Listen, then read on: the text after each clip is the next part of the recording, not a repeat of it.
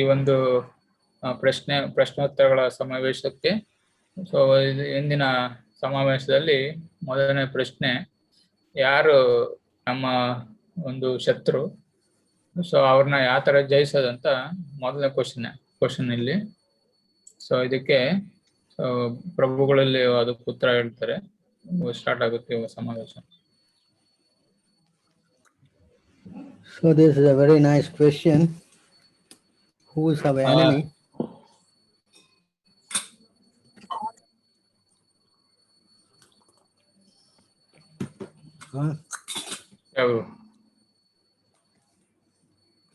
Can you go to 789 Bhagavatam? You have? Yes, bro. 789. Bhagavatam have? Yes, bro. Kannada or English? Kannada, bro. Oh, very good. 789, bro.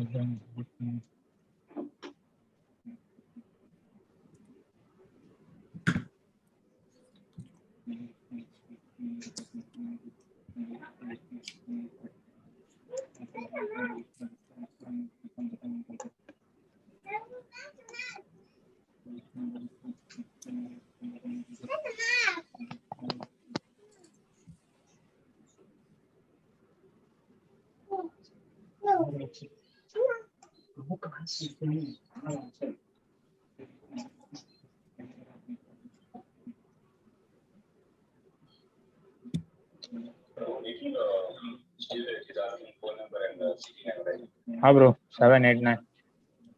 All right, can make bigger.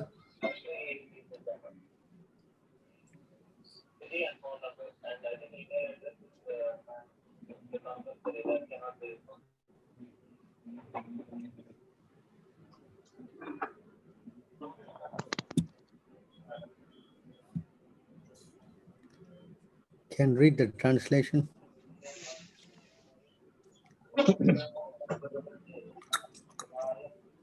Please read. ಅನುವಾದ. ಪ್ರಹ್ಲಾದ್ ಮಹಾರಾಜನು ಮುಂದುವರಿಸಿದನು, ನನ್ನ ಪ್ರಿಯ ತಂದೆಯೇ, ನಿನ್ನ ರಾಕ್ಷಸಿ ಬುದ್ಧಿಯನ್ನು ಬಿಟ್ಟು ಬಿಡು. ನಿನ್ನ ಹೃದಯದಲ್ಲಿ ಶತ್ರು ಮಿತ್ರರ ನಡುವೆ ಭೇದವಣಿಸಬೇಡ. ಎಲ್ಲರನ್ನೂ ಸಮಾನ ಭಾವದಿಂದ ಕಾಣು. ಈ ಜಗತ್ತಿನಲ್ಲಿ ಲಗಾಮಿಲ್ಲದೆ ಮತ್ತು ಮಾರ್ಗಭ್ರಷ್ಟವಾದ ಮನಸೋಂದ್ರ ಶತ್ರು. ಅದನ್ನು ಬಿಟ್ಟರೆ ಬೇರ್ಯಾವ ಶತ್ರುವೂ ಇಲ್ಲ. ಪ್ರತಿಯೊಬ್ಬನನ್ನೂ ಸಮಾನತೆಯ ನೆಲೆಯಲ್ಲಿ ನೋಡಿದರೆ ವ್ಯಕ್ತಿಯು ಭಗವಂತನನ್ನು ಪರಿಪೂರ್ಣವಾಗಿ ಆಧರಿಸುವ ಹಂತಕ್ಕೆ ಬರುತ್ತಾನೆ. Can you read the translation and the purport? ಅವರು ಭಗವಂತನ ಚರಣಾರವಿಂದಗಳಲ್ಲಿ ಮನಸ್ಸನ್ನು ನೆಡೆದಿದ್ದರೆ ಮನಸ್ಸನ್ನು ಹದ್ದುಬರಿಸಲಿಲ್ಲ ಅಸಾಧ್ಯ. ಅರ್ಜುನನು ಭಗವದ್ಗೀತೆಯಲ್ಲಿ ಚಾಪ್ಟರ್ 634 ಹೀಗೆ ಹೇಳುತ್ತಾನೆ, ಚಂಚಲಯೇ ಮನಃ ಕೃಷ್ಣ ಪ್ರಮಾತಿ ಬಲ ದೃಢಮೋ ತಸಂ ನಿಗ್ರಹಂ ಮನ್ಯೇ ವಯೋರವಶ್ರಮಂ.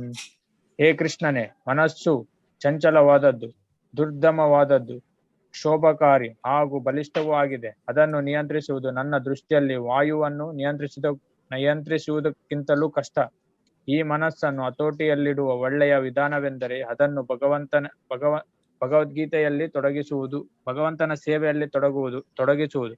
ನಾವು ಮನಸ್ಸು ಹೇಳಿದಂತೆ ಶತ್ರುಗಳನ್ನು ಮಿತ್ರರನ್ನು ಸೃಷ್ಟಿಸಿಕೊಳ್ಳುತ್ತೇವೆ. ಆದರೆ ವಾಸ್ತವವಾಗಿ ನೋಡಿದರೆ ಶತ್ರುಗಳಾಗಲಿ ಮಿತ್ರಗಳಾಗಲಿ ಇಲ್ಲ. ಪಂಡಿತಃ ಸಮದರ್ಶನಃ ಸರ್ವೇಷು ಭೂತೇಷು ಮಹತ್ ಲಭ್ಯತೆ ಪರಂ. ಭಕ್ತಿ ಸೇವಾ ಸಾಮ್ರಾಜ್ಯವನ್ನು ಪ್ರವೇಶಿಸುವುದಕ್ಕೆ ಮುನ್ನ ಇದನ್ನು ಅರ್ಥ ಮಾಡಿಕೊಂಡಿರಬೇಕು. So you can see the real enemy is our mind. ಇಲ್ಲಿ ನಮ್ಮ ನಿಜವಾದ ಶತ್ರು ನಮ್ಮ ಮನಸ್ಸು. Our mind can be our best friend or the worst enemy. ನಮ್ಮ ಮನಸ್ಸು ಒಳ್ಳೆಯ ಮಿತ್ರನೂ ಆಗಬಹುದು, ನಮ್ಗೆ ಕೆಟ್ಟ ಒಂದು ಶತ್ರುನು ಆಗಬಹುದು.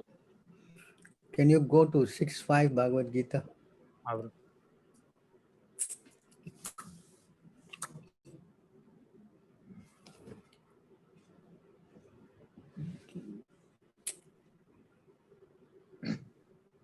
ಅನುವಾದ: ಮನುಷ್ಯನು ತನ್ನ ಮನಸ್ಸಿನ ಸಹಾಯದಿಂದಲೇ ತನ್ನನ್ನು ಉದ್ಧಾರ ಮಾಡಿಕೊಳ್ಳಬೇಕು, ತನ್ನನ್ನು ಹೀನೈಸಿಕೊಳ್ಳಬಾರದು.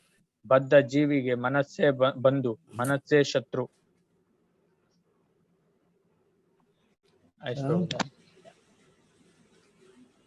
So you can see the mind can be, you can become successful with your mind if you use him as your friend. So ನಮ್ಮ ಮನಸ್ಸು ನಮ್ಮ ಉದ್ಧಾರಕ್ಕಾಗಿ ಸರಿಯಾದ ರೀತಿಯಲ್ಲಿ ಪಾಲನೆ ಮಾಡಿದ್ರೆ ನಮ್ಮ ಉದ್ಧಾರ ಆಗುತ್ತೆ. If your mind is an enemy, then you can get degraded to lower form of life. So ನಮ್ಮ ಮನಸ್ಸೇ ನಮಗೆ ಶತ್ರು. ಸೊ ಆದ್ರೆ ಆ ಮನಸ್ತತ್ವದಿಂದ ಸೊ ನಾವು ನೀಚ ಜಾತಿಗೆ ಹೋಗ್ತೀವಿ. Can you read the purport? Yes, bro. ಸನ್ನಿವೇಶಕ್ಕೆ ಅನುಗುಣವಾಗಿ ಆತ್ಮ ಎನ್ನುವ ಪದವು ದೇಹವನ್ನು, ಮನಸ್ಸನ್ನು, ಆತ್ಮವನ್ನು ಸೂಚಿಸುತ್ತದೆ. ಯೋಗ ಪದ್ಧತಿಯಲ್ಲಿ ಮನಸ್ಸು ಮತ್ತು ಬದ್ಧ ಆತ್ಮನು ಬಹು ಮುಖ್ಯ. ಯೋಗಾಭ್ಯಾಸದಲ್ಲಿ ಮನಸ್ಸೇ ಕೇಂದ್ರ ಬಿಂದುವಾದುದರಿಂದ ಇಲ್ಲಿ ಆತ್ಮ ಎಂದರೆ ಮನಸ್ಸು. ಯೋಗ ಪದ್ಧತಿಯ ಗುರಿ ಮನಸ್ಸನ್ನು ಹತೋಟಿಯಲ್ಲಿಟ್ಟುಕೊಂಡು ಅದನ್ನು ಇಂದ್ರಿಯ ವಸ್ತುಗಳ ಮೋಹದಿಂದ ವಿಮುಖಗೊಳಿಸುವುದು. ಬದ್ಧ ಆತ್ಮವನ್ನು ಅಜ್ಞಾನದ ಕೆಸರಿನಿಂದ ಬಿಡುಗಡೆ ಮಾಡಲು ಸಾಧ್ಯವಾಗುವಂತೆ ಮನಸ್ಸಿಗೆ ಶಿಕ್ಷಣವನ್ನು ನೀಡಬೇಕು ಎಂದು ಇಲ್ಲಿ ಒತ್ತಿ ಹೇಳಿದೆ. ಐಹಿಕ ಅಸ್ತಿತ್ವದಲ್ಲಿ ಮನುಷ್ಯನು ಮನಸ್ಸಿನ ಮತ್ತು ಇಂದ್ರಿಯಗಳ ಪ್ರಭಾವಕ್ಕೆ ಒಳಗಾಗುತ್ತಾನೆ. ವಾಸ್ತವವಾಗಿ ಅಹಂಕಾರವು ಐಹಿಕ ಪ್ರಕೃತಿಯ ಮೇಲೆ ಯಜಮಾನಿಕೆಯನ್ನು ನಡೆಸಲು ಬಯಸುತ್ತದೆ. ಮನಸ್ಸು ಅಹಂಕಾರದೊಡನೆ ಸಿಕ್ಕಿಕೊಂಡಿರುತ್ತದೆ. ಇದರಿಂದಲೇ ಪರಿಶುದ್ಧ ಆತ್ಮನು ಈ ಐಹಿಕ ಜಗತ್ತಿನಲ್ಲಿ ಸಿಕ್ಕಿಬಿದ್ದಿದ್ದಾನೆ. ಆದುದರಿಂದ ಐಹಿಕ ತಳಕಿಗೆ ಮೋಹಗೊಳ್ಳದಂತೆ ಮನಸ್ಸಿಗೆ ಶಿಕ್ಷಣವನ್ನು ನೀಡಬೇಕು. ಹೀಗೆ ಬದ್ಧ ಆತ್ಮವನ್ನು ಉದ್ಧಾರ ಮಾಡಬಹುದು. ಇಂದ್ರಿಯ ವಸ್ತುಗಳ ಆಕರ್ಷಣೆಗಾಗಿ ಮನುಷ್ಯನು ತನ್ನನ್ನು ಕೀಳು ಮಾಡಿಕೊಳ್ಳಬಾರದು.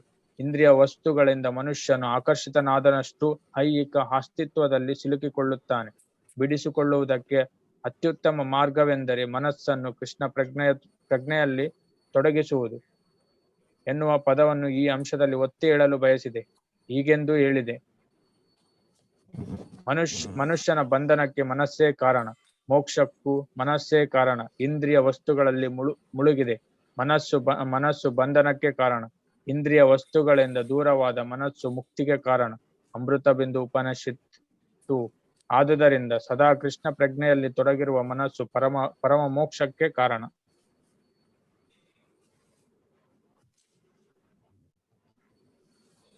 Can you read the next verse? ಯಾರು ಮನಸ್ಸನ್ನು ಗೆದ್ದಿದ್ದಾನೋ ಅವನಿಗೆ ಮನಸ್ಸು ಬಂಧುವಾಗುತ್ತದೆ. ಆದರೆ ಹಾಗೆ ಮಾಡದಿರುವವನಿಗೆ ಅವನ ಮನಸ್ಸೇ ಅತ್ಯಂತ ದೊಡ್ಡ ಶತ್ರುವಾಗುತ್ತದೆ. Want me to read purport, bro? Yes. Okay. ಮಾನವ ಜನ್ಮದ ಧೈರ್ಯವನ್ನು ನಿರ್ವಹಿಸುವ ಕಾರ್ಯದಲ್ಲಿ ಮನಸ್ಸನ್ನು ಸ್ನೇಹಿತನ cannot see. Yeah, it's a bit slow. Can see now? Yeah. ಮಾನವ ಜನ್ಮದ ಧೈರ್ಯವನ್ನು ನಿರ್ವಹಿಸುವ ಕಾರ್ಯದಲ್ಲಿ ಮನಸ್ಸನ್ನು ಸ್ನೇಹಿತನನ್ನಾಗಿ ಮಾಡಲು ಅದನ್ನು ನಿಯಂತ್ರಿಸುವುದೇ ಅಷ್ಟಾಂಗ ಯೋಗದ ಆಚರಣೆಯ ಉದ್ದೇಶ. ಮನಸ್ಸನ್ನು ನಿಯಂತ್ರಿಸದಿದ್ದರೆ ಬರಿಯ ತೋರಿಕೆಗಾಗಿ ಯೋಗಾಭ್ಯಾಸ ಮಾಡುವುದು ವ್ಯರ್ಥ, ಕಾಲಕ್ಷೇಪ. ತನ್ನ ಮನಸ್ಸನ್ನು ನಿಯಂತ್ರಿಸಲಾರದವನು ಸದಾ ಅತ್ಯಂತ ದೊಡ್ಡ ಶತ್ರುವಿನೊಡನೆಯೇ ಬಾಳುತ್ತಾನೆ. ಹೀಗೆ ಅವನ ಬದುಕು ಅದರ ಧ್ಯೇಯವೂ ಹಾಳಾಗುತ್ತವೆ. ಜೀವಿಯ ಸಹಜ ಸ್ವರೂಪವು ತನ್ನ ಮೇಲಿನವರ ಅಪ್ಪಣೆಯನ್ನು ಪರಿಪಾಲಿಸುವುದು. ಎಷ್ಟು ಕಾಲ ಮನಸ್ಸು ಇನ್ನೂ ಗೆಲ್ಲಲಾಗದ ಶತ್ರುವಾಗಿ ಉಳಿದಿರುವುದೋ ಅಷ್ಟು ಕಾಲ ಮನುಷ್ಯನು ಕಾಮ, ಕ್ರೋಧ, ಲೋಭ, ಮೋಹ ಮೊದಲಾದವುಗಳ ಪ್ರೇರಣೆಯಂತೆ ನಡೆದುಕೊಳ್ಳಬೇಕಾಗುತ್ತದೆ. ಆದರೆ ಮನಸ್ಸನ್ನು ಗೆದ್ದಾಗ ಎಲ್ಲರ ಹೃದಯಗಳಲ್ಲಿ ಪರಮಾತ್ಮನಾಗಿ ನೆಲೆಸಿರುವ ದೇಹೋತ್ತಮ ಪರಮ ಪುರುಷನ ಅನುಯಾಜ್ಞೆಯಂತೆ ನಡೆಯಲು ಮನುಷ್ಯನು ತಾನಾಗಿ ಒಪ್ಪಿಕೊಳ್ಳುತ್ತಾನೆ. ನಿಜವಾದ ಯೋಗಾಭ್ಯಾಸಕ್ಕೆ ಹೃದಯದೊಳಗಿರುವ ಪರಮಾತ್ಮನನ್ನು ಕಂಡು ಅವನ ಅನುಜ್ಞೆಯಂತೆ ನಡೆದುಕೊಳ್ಳುವುದು ಅಗತ್ಯ. ಕೃಷ್ಣ ಪ್ರಜ್ಞೆಯನ್ನು ನೇರವಾಗಿ ಸ್ವೀಕರಿಸಿದರೆ ಭಗವಂತನ ಪ್ರೇರಣೆಗೆ ಸಂಪೂರ್ಣ ಶರಣಾಗತಿಯು ಬರುತ್ತದೆ.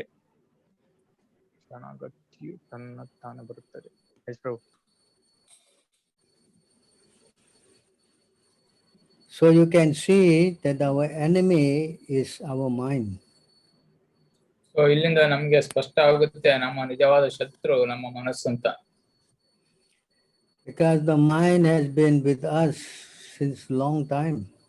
ಸೊ ಈ ನಮ್ಮ ಮನಸ್ಸು ನಮ್ಮಲ್ಲಿ ಬಹಳ ಕಾಲದಿಂದ ಇದೆ. So whatever the mind has been thinking about, then consequently we have to take accordingly the birth. So ನಮ್ಮ ಮನಸ್ಸಲ್ಲಿ ನಾವು ಏನನ್ನ ಆಲೋಚನೆ ಮಾಡ್ತೀವೋ ಅದರ ಪ್ರಕಾರ ನಾವು ಮುಂದಿನ ಜನ್ಮ ತಾಳ್ಬೇಕಾಗುತ್ತೆ. That's how we transfer from one body to another body. So ಇದೇ ತರ ನಾವು ಒಂದು ಜೀವಿಯಿಂದ ಇನ್ನೊಂದು ಜೀವಿಗೆ ನಾವು ಹೋಗ್ತೀವಿ ನಾವು. So if our mind has been thinking about, different attachment towards sense gratification, so accordingly we have been going from body to body to body. So ಈ ನಮ್ಮ ಮನಸ್ಸು ಯಾವ್ಯಾವ ಬಂಧನ ಅಂದ್ರೆ ಈ ಬಂಧನಗಳ ರೂಪದಲ್ಲಿ ನಾವು ಆಲೋಚನೆ ಮಾಡ್ತೀವೋ ಅದೇ ರೀತಿ ನಾವು ಜೀವಿಯಿಂದ ಜೀವಿಗೆ ಹೋಗಲ್ಪಡ್ತೀವಿ ನಾವು. You got 4:29:29. 4:29:29. So you can see how it's going from one body to another body. So ಇಲ್ಲಿ ನಾವು ಶ್ರೀಮದ್ ಭಾಗವತದಿಂದ ನೋಡ್ಬೋದು, ಇಲ್ಲಿ ಈ ಮನಸ್ಸಿಂದ ನಾವು ಯಾವ ಒಂದು ಜೀವಿಯಿಂದ ಜೀವಿಗೆ ಯಾವ ತರ ರೂಪಾಂತರ ಆಗ್ತೀವಿ ಅಂತ, ಅಂದ್ರೆ ಮತ್ತೆ ಜನನ ಪಡಿತೀವಿ ಅಂತ.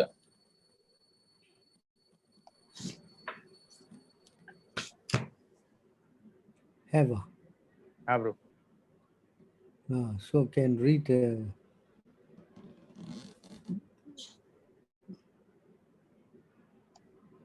Yes, bro.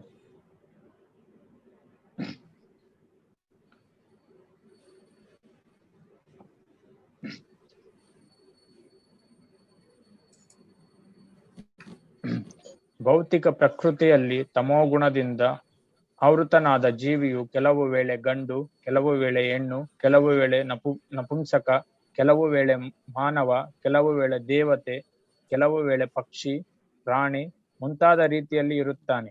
ಹೀಗೆ ಅವನು ಈ ಭೌತ ಪ್ರಪಂಚದಲ್ಲಿ ಅಲಿಯುತ್ತಿರುತ್ತಾನೆ. ಪ್ರಕೃತಿ ಗುಣಗಳ ಪ್ರಭಾವಕ್ಕೊಳಪಟ್ಟು ತನ್ನ ಕಾರ್ಯಗಳಿಂದ ಆತನು ನಾನಾ ರೂಪಗಳುಳ್ಳ ಶರೀರಗಳನ್ನು ಅಂಗೀಕರಿಸುತ್ತಾನೆ. Can you read the purport?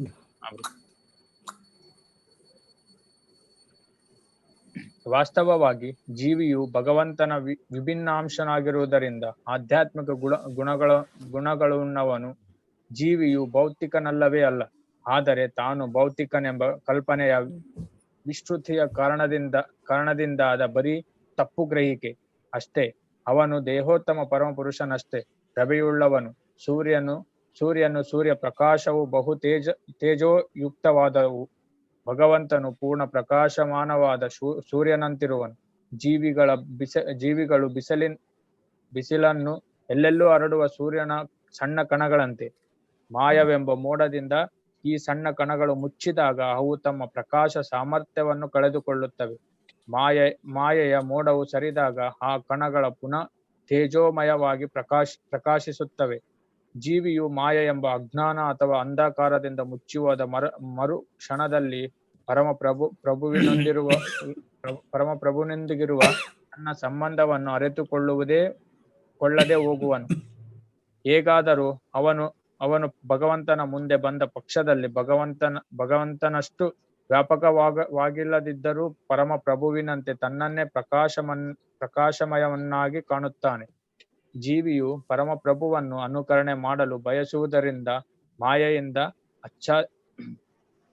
ಆಚ್ಛಾದಿತನಾಗಿದ್ದಾನೆ. ನಾವು ಭಗವಂತನನ್ನು ಅನುಕರಿಸಲಾರೆವು ಅಥವಾ ಪರಮ ಭೋಕ್ತರರೋ ಆಗಲಾರೆವು. ಇದು ಸಾಧ್ಯವಾಗದ ವಿಷಯ. ಇದು ಸಾಧ್ಯವಾಗುತ್ತಿದೆ ಎಂದು ಚಿಂತಿಸಿದಾಗ ನಾವು ಮಾಯೆಯಿಂದ ಬದ್ಧರಾಗಿರುತ್ತೇವೆ. ಈ ರೀತಿ ಮಾಯೆಯ ಹಿಡಿತದಲ್ಲಿರುವ ಜೀವಿಯು ಬಂಧನವು ಪರಮ ಪ್ರಭುವಿನೊಂದಿಗಿರುವ ತನ್ನ ಸಂಬಂಧದ ವಿಸ್ತೃತಿಯ ಕಾರಣದಿಂದಾಗಿದೆ. ಮಾಯೆಯ ಪ್ರಭಾವದಿಂದ ಜೀವಿಯು ದೆವ್ವ ಹಿಡಿದವನಂತಾಗಿಯೇ ಆಗುತ್ತಾನೆ. ಅಂತಹ ಮನುಷ್ಯನು ಎಲ್ಲಾ ಬಗೆಯ ಅಸಂಬಂಧ ಮಾತುಗಳನ್ನಾಡುತ್ತಾನೆ. ಮಾಯೆಯ ಪ್ರಭಾವದಿಂದ ಆವೃತನಾದಾಗ ಜೀವಿಯು ವಿಜ್ಞಾನಿ, ತತ್ವಜ್ಞಾನಿ, ರಾಜಕಾರಣಿ ಅಥವಾ ಸಮಾಜವಾದಿಯಾಗುತ್ತಾನೆ. ಅವನು ಪ್ರತಿ ಕ್ಷಣದಲ್ಲೂ ಮಾನವ ಸಮಾಜದ ಹಿತಕ್ಕಾಗಿ ನಾನಾ ವಿಧವಾದ ಯೋಜನೆಗಳನ್ನು ಹಾಕುತ್ತಾನೆ. ಈ ಎಲ್ಲಾ ಯೋಜನೆಗಳು ಬ್ರಹ್ಮಾತ್ಮಕವಾದುದರಿಂದ ಅಂತಿಮವಾಗಿ ವಿಫಲವಾಗುತ್ತವೆ. ಈ ರೀತಿಯಾಗಿ ಜೀವಿಯು ತನ್ನ ಭಗವಂತನ ಶಾಶ್ವತ ಸೇವಕನೆಂಬಂತಹ ತನ್ನ ಸ್ಥಾನವನ್ನು ಮರೆತು ಬಿಡುತ್ತಾನೆ. ಬದಲಾಗಿ ಅವನು ಮಾಯೆಯ ಸೇವಕನಾಗುತ್ತಾನೆ. ಅಂತೂ ಅವನು ಸೇವಕನಾಗಿಯೇ ಉಳಿಯುತ್ತಾನೆ. ಪರಮ ಪ್ರಭುವಿನಿಂದ ತನ್ನ ವಾಸ್ತವ ಸಂಬಂಧವನ್ನು ಮರೆತಿರುವುದರಿಂದಾಗಿ ಮಾಯೆಯ ದಾಸನಾಗುವುದು ಅವನ ದುರ್ದೈವವಾಗಿದೆ. ಮಾಯೆಯ ದಾಸನಾಗಿ ಆತನು ಕೆಲವೊಮ್ಮೆ ರಾಜನಾಗಬಹುದು, ಕೆಲವೊಮ್ಮೆ ಸಾಮಾನ್ಯ ಪ್ರಜೆಯಾಗಬಹುದು, ಕೆಲವೊಮ್ಮೆ ಬ್ರಾಹ್ಮಣನಾಗಬಹುದು, ಕೆಲವೊಮ್ಮೆ ಶೂದ್ರನಾಗಬಹುದು ಅಥವಾ ಇನ್ನೇನಾದರೂ ಆಗಬಹುದು. ಕೆಲವೊಮ್ಮೆ ಆತನು ಸುಖಿ ಮನುಷ್ಯನಾಗುತ್ತಾನೆ, ಕೆಲವೊಮ್ಮೆ ಶ್ರೀಮಂತನಾಗುತ್ತಾನೆ, ಕೆಲವೊಮ್ಮೆ ಸಣ್ಣ ಹುಳುವಾಗುತ್ತಾನೆ, ಕೆಲವೊಮ್ಮೆ ಆತನು ಸ್ವರ್ಗದಲ್ಲಿರುತ್ತಾನೆ, ಕೆಲವೊಮ್ಮೆ ನರಕದಲ್ಲಿರುತ್ತಾನೆ, ಕೆಲವೊಮ್ಮೆ ದೇವತೆಯಾಗುತ್ತಾನೆ, ಮತ್ತೆ ಕೆಲವೊಮ್ಮೆ ರಾಕ್ಷಸನಾಗುತ್ತಾನೆ. ಹಲವೊಮ್ಮೆ ಅವನು ದಾಸನಾಗುತ್ತಾನೆ ಮತ್ತು ಮತ್ತೆ ಹಲವು ಸಲ ದಣಿಯಾಗುತ್ತಾನೆ. ಈ ಪ್ರಕಾರವಾಗಿ ಜೀವಿಯು ವಿಶ್ವಾದ್ಯಂತ ಅಲೆಯುತ್ತಾನೆ. ಸದ್ಗುರುವಿನ ಸಂಪರ್ಕಕ್ಕೆ ಬಂದಾಗ ಮಾತ್ರ ಅವನು ತನ್ನ ನಿಜ ಸ್ಥಿತಿಯನ್ನು ಅರಿತುಕೊಳ್ಳಬಹುದು. ಆ ಬಳಿಕ ಅವನು ಭೌತಿಕ ಅಸ್ತಿತ್ವದಲ್ಲಿ ಜಿಗುಪ್ಸೆ ಪಟ್ಟುಕೊಳ್ಳುತ್ತಾನೆ. ಸಂಪೂರ್ಣ ಕೃಷ್ಣ ಪ್ರಜ್ಞೆಯನ್ನು ಪಡೆದ ವೇಳೆಯಲ್ಲಿ ತನ್ನ ಸಂಸಾರದ ಪೂರ್ವಾನುಭವದ ಬಗೆಗೆ ವ್ಯತ್ಯಪಡುತ್ತಾನೆ. ಭೌತಿಕವಾದ ಬದ್ಧವಾದ ಜೀವನದಿಂದ ಜೀವಿಯನ್ನು ಶುದ್ಧೀಕರಿಸುವುದರಿಂದ ಈ ವ್ಯತೆಯು ತುಂಬಾ ಲಾಭಕರವಾದದ್ದು. ಏಕೆಂದರೆ ಆ ಬಳಿಕ ಅವನು ಭಗವಂತ ಸೇವೆಯಲ್ಲಿ ತನ್ನನ್ನು ತೊಡಗಿಸುವಂತೆ ಪ್ರಾರ್ಥಿಸುತ್ತಾನೆ. ಆಗ ಕೃಷ್ಣನು ಮಾಯೆಯ ಬಂಧನದಿಂದ ಬಿಡುಗಡೆಯನ್ನು ಕರುಣಿಸುತ್ತಾನೆ. ಶ್ರೀಕೃಷ್ಣನು ಭಗವದ್ಗೀತೆಯಲ್ಲಿ 7ನೇ ಅಧ್ಯಾಯ 14ನೇ ಇದನ್ನು ಹೀಗೆ ವಿವರಿಸಿದ್ದಾನೆ. ಭೌತ ಪ್ರಕೃತಿಯ ತ್ರಿಗುಣಗಳನ್ನು ಹೊಂದಿರುವ ನನ್ನ ಈ ದೈವಿ ಶಕ್ತಿಯನ್ನು ಮೀರಿರುವುದು ಕಷ್ಟಕರ. ಆದರೆ ನನಗೆ ಶರಣಾದವರು ಇದನ್ನು ಸುಲಭವಾಗಿ ದಾಟಿ ಬಿಡುತ್ತಾರೆ. ಕೃಷ್ಣನ ಕೃಪೆಯಿಂದ ಮಾತ್ರವೇ ಒಬ್ಬನು ಮಾಯೆಯ ಹಿಡಿತದಿಂದ ಪಾರಾಗುತ್ತಾನೆ. ಊಹಾತ್ಮಕ ಚಿಂತನೆಗಳಿಂದಾಗಲಿ ಬೇರೆ ಕಾರ್ಯಗಳಿಂದಾಗಲಿ ಮಾಯೆಯಿಂದ ಪಾರಾಗುವುದು ಅಸಾಧ್ಯ. ಕೃಷ್ಣನ ಅನುಗ್ರಹದಿಂದ ಜೀವಿಯು ತನ್ನ ನಿಜವಾದ ಸ್ಥಿತಿಯನ್ನು ಅರಿತುಕೊಂಡಾಗ ನಿರಂತರವಾಗಿ ಕೃಷ್ಣ ಪ್ರಜ್ಞೆಯುಳ್ಳವನಾಗುವನು ಹಾಗೂ ಅದಕ್ಕೆ ತಕ್ಕಂತೆ ನಡೆಯುವವನು. ಹೀಗೆ ಕ್ರಮೇಣ ಅವನು ಮಾಯೆಯ ಹಿಡಿತದಿಂದ ಪೂರ್ಣವಾಗಿ ಮುಕ್ತನಾಗುತ್ತಾನೆ. ಕೃಷ್ಣ ಪ್ರಜ್ಞೆಯಲ್ಲಿ ಅವನು ಅಚಲನಾಗಿ ನಿಂತರೆ ಮಾಯೆಯು ಅವನ ಹತ್ತಿರ ಸುಳಿಯದು. ಹೀಗೆ ಕೃಷ್ಣ ಪ್ರಜ್ಞೆ ಹೊಂದಿರುವ ಭಕ್ತರ ಸಹವಾಸದಿಂದಾಗಿ ಜೀವಿಯು ಸಂಸಾರದ ಕಲ್ಮಶದಿಂದ ಮುಕ್ತನಾಗಬಹುದು. ಈ ಸಂದರ್ಭದಲ್ಲಿ ಶ್ರೀಲ ಕೃಷ್ಣದಾಸ ಕವಿರಾಜ ಗೋಸ್ವಾಮಿ ಅವರು ಹೇಳುತ್ತಾರೆ, ಕೃಷ್ಣ ಪ್ರಜ್ಞೆ ಸ್ಥಿತಿಯಲ್ಲಿ ಜೀವಿಯು ಗುರುವಿನ ಉಪದೇಶದಂತೆ ಭಕ್ತಿ ಸೇವೆಯಲ್ಲಿ ತೊಡಗುತ್ತಾನೆ. ಈ ಮಾರ್ಗದಿಂದ ಅವನು ಮಾಯೆಯ ಹಿಡಿತದಿಂದ ಪಾರಾಗಿ ಭಗವಾನ್ ಕೃಷ್ಣನ ಚರಣಾರವಿಂದಗಳಲ್ಲಿ ಆಶ್ರಯ ಪಡೆಯುತ್ತಾನೆ. ಧನ್ರು. So you want to explain this a bit, Pavan? So ಇಲ್ಲಿ you can go to the translation.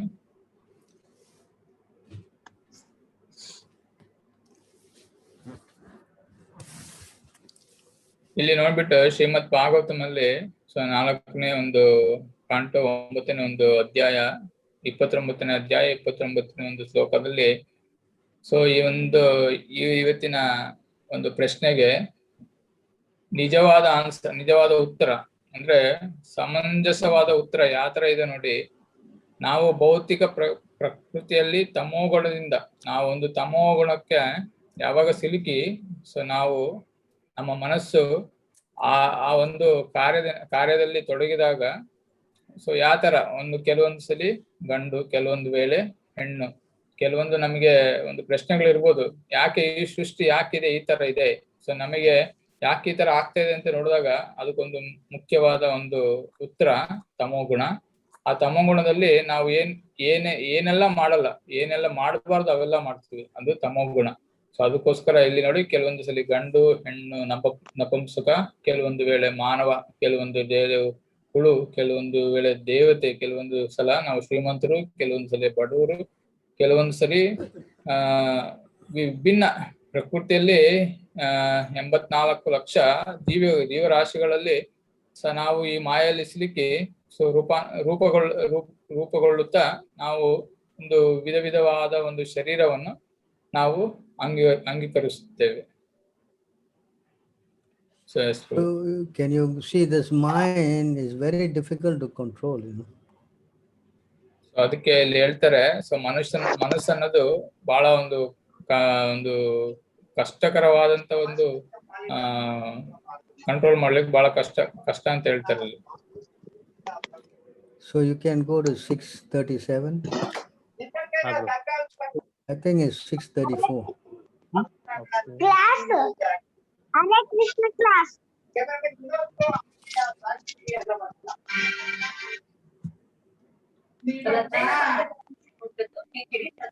637 bro. 34. 634. Can you mute everybody? So easy. Yes.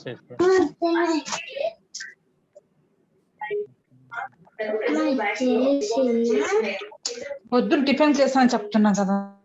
Who is this?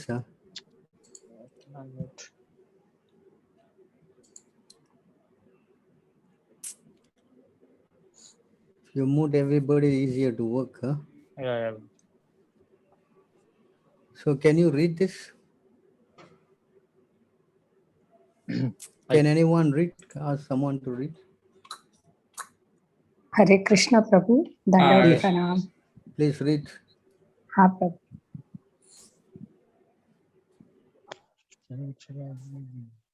चंचलं हि मनः कृष्ण प्रमाति बलवदृढं तस्याहं निग्रहं मन्ये वायोरिव सुदुष्करಂ. ಅನುವಾದ: ಕೃಷ್ಣನೇ, ಮನಸ್ಸು ಚಂಚಲವಾದದ್ದು, ಪ್ರಕ್ಷಬ್ಧವಾದದ್ದು, ಹಠಮಾರಿ ಮತ್ತು ಬಲವಾದದ್ದು. ಅದನ್ನು ನಿಗ್ರಹಿಸುವುದನ್ನು ಗಾಳಿಯನ್ನು ನಿಯಂತ್ರಿಸುವುದಕ್ಕಿಂತ ಕಷ್ಟ ಎಂದು ನನಗೆ ತೋರುತ್ತದೆ. ಭಾವಾರ್ಥ: ಮನಸ್ಸು ಎಷ್ಟು ಗಟ್ಟಿ ಮತ್ತು ಹಠಮಾರಿ ಎಂದರೆ ಮನಸ್ಸು ಬುದ್ಧಿಶಕ್ತಿಗೆ ವಿಧೇಯವಾಗಿರುತ್ತದೆ ಎಂಬ ನಿರೀಕ್ಷಣೆ ಇದ್ದರೂ ಕೆಲವೊಮ್ಮೆ ಅದು ಬುದ್ಧಿಶಕ್ತಿಯನ್ನು ಮಣಿಸುತ್ತದೆ. ವ್ಯವಹಾರಿಕ ಜಗತ್ತಿನಲ್ಲಿದ್ದು ಹಲವು ವಿರುದ್ಧ ಅಂಶಗಳೊಡನೆ ಸೆಣಸಬೇಕಾದ ಮನುಷ್ಯನಿಗೆ ಮನಸ್ಸನ್ನು ನಿಯಂತ್ರಣದಲ್ಲಿಡುವುದು ನಿಶ್ಚಯವಾಗಿಯೂ ಬಹು ಕಷ್ಟ. ಕೃತಕವಾಗಿ ಮನುಷ್ಯನು ಮಿತ್ರ ಮತ್ತು ಶತ್ರು ಇವರ ವಿಷಯದಲ್ಲಿ ಒಂದು ಮಾನಸಿಕ ಸಮತೋಲನವನ್ನು ಸ್ಥಾಪಿಸಿಕೊಳ್ಳಬಹುದು. ಆದರೆ ಕಟ್ಟ ಕಡೆಗೆ ಪ್ರಾಪಂಚಿಕ ವ್ಯವಸ್ಥೆಯಲ್ಲಿರುವ ಯಾವ ಮನುಷ್ಯನೂ ಹೀಗೆ ಮಾಡಲು ಸಾಧ್ಯವಿಲ್ಲ. ಏಕೆಂದರೆ ಇದು ಪ್ರಚಂಡವಾದ ಗಾಳಿಯನ್ನು ಹತೋಟಿಯಲ್ಲಿ ಇಡುವುದಕ್ಕಿಂತ ಕಷ್ಟವಾದದ್ದು. ವೈದಿಕ ಸಾಹಿತ್ಯದಲ್ಲಿ ಕಠೋಪನಿಷತ್ 1-3-3-4 ಹೀಗೆ ಹೇಳಿದೆ: ಆತ್ಮಾನಾಂ ರಥಿನಂ ವಿದ್ಧಿ ಶರೀರಂ ರಥಂ ಏವಚ ಬುದ್ಧಿಂ ತು ಸಾರಥಿಂ ವಿದ್ಧಿ ಮನಃ ಪ್ರಗ್ರಹಂ ಏವಚ ಇಂದ್ರಿಯಾಣಿ ಹಯಾನಾಹುರ್ ವಿಷಯಾಂಸ್ತೇಷು ಗೋಚರಾನ್ ಆತ್ಮೇಂದ್ರಿಯ ಮನೋಯುಕ್ತಂ ಭೋಕ್ತೇತ್ಯಾಹುರ್ ಮನೀಷಿಣಃ. ಬುದ್ಧಿಶಕ್ತಿಯನ್ನು ಮನಸ್ಸನ್ನು ನಿರ್ದೇಶಿಸಬೇಕು. ಆದರೆ ಮನಸ್ಸು ಎಷ್ಟು ಗಟ್ಟಿ ಮತ್ತು ಹಠಮಾರಿ ಎಂದರೆ ಒಂದು ತೀವ್ರವಾದ ರೋಗಾಣು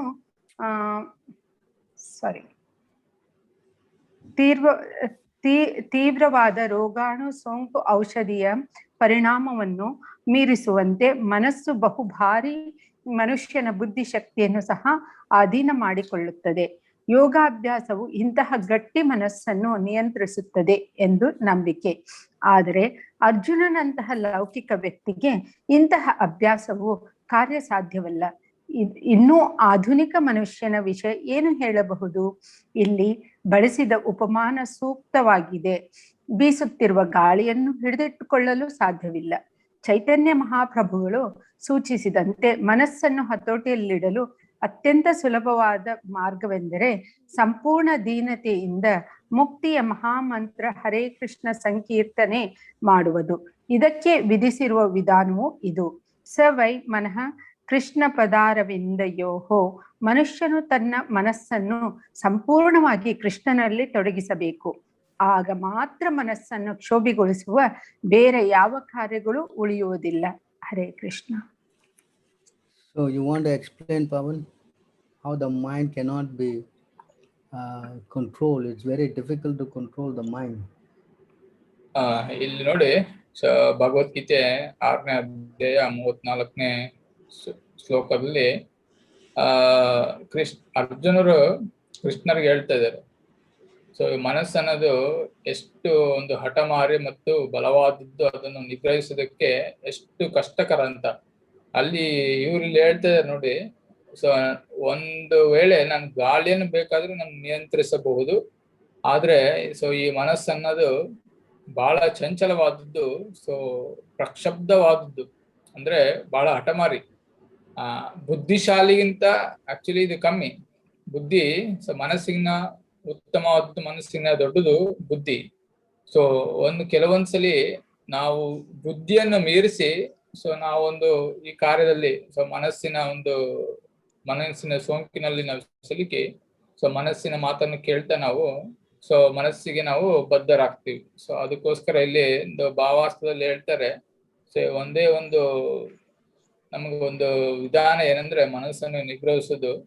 ಸೊ ಎಷ್ಟು ಸುಲಭ ಅಂದ್ರೆ ಒಂದು ಸಂಕೀರ್ತನ, ಈ ಒಂದು ಕೃಷ್ಣ ಪ್ರಜ್ಞೆಯ ನಾಮ ಸಂಕೀರ್ತನೆಯಲ್ಲಿ ಕೃಷ್ಣರ ಸೇವೆಯಲ್ಲಿ ತೊಡಗಿದಾಗ ಸೊ ಎಷ್ಟು ಸುಲಭವಾಗಿ ಅಂದ್ರೆ ನಮ್ಮ ಮನಸ್ಸನ್ನು ನಿಗ್ರಹಿಸುವುದು ಅಂತ ಇಲ್ಲಿ ಭಾವಾರ್ಥದಲ್ಲಿ ಹೇಳಲಾಗಿದೆ.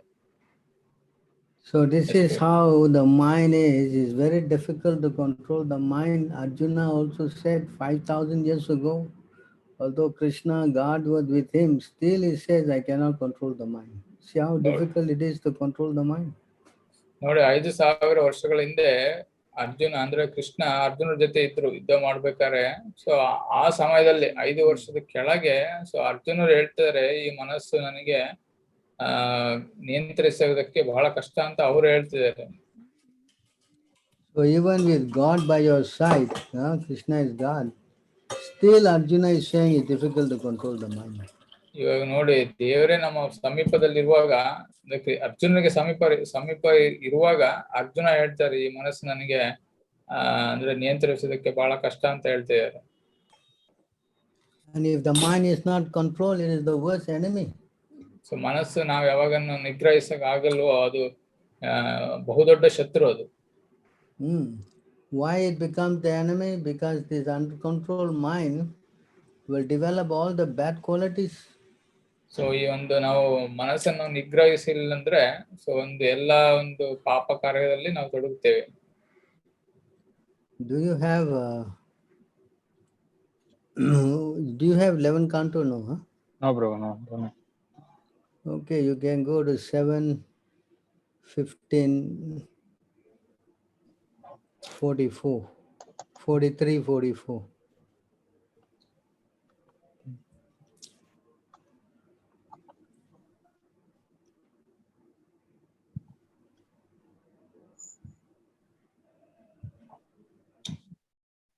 So these are all the, can you go there?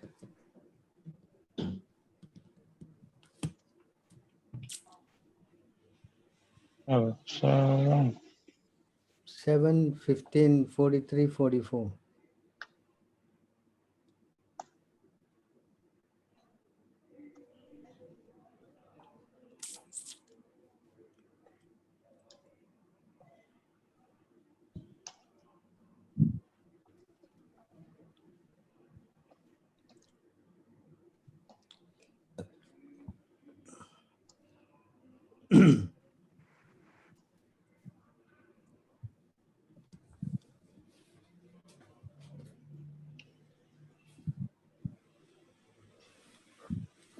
So here you can see in this sloka, all the bad qualities that the mind can acquire. Can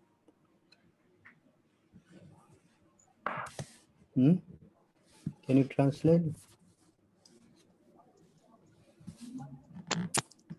These bad qualities, the mind can. So if the mind is not controlled, it will get all these kind of bad qualities. ನಾವು ಮನಸ್ಸನ್ನು ನಿಗ್ರಹಿಸದ ಪಕ್ಷದಲ್ಲಿ so ಈ ಒಂದು ಎಲ್ಲಾ ಪಾಪ ಕಾರ್ಯಗಳಲ್ಲಿ ಅಂದ್ರೆ ಇದು ಒಂದು ಆಲೋಚನೆಗಳಲ್ಲಿ ನಾವು ತೊಡಗ್ತೀವಿ. Can you read?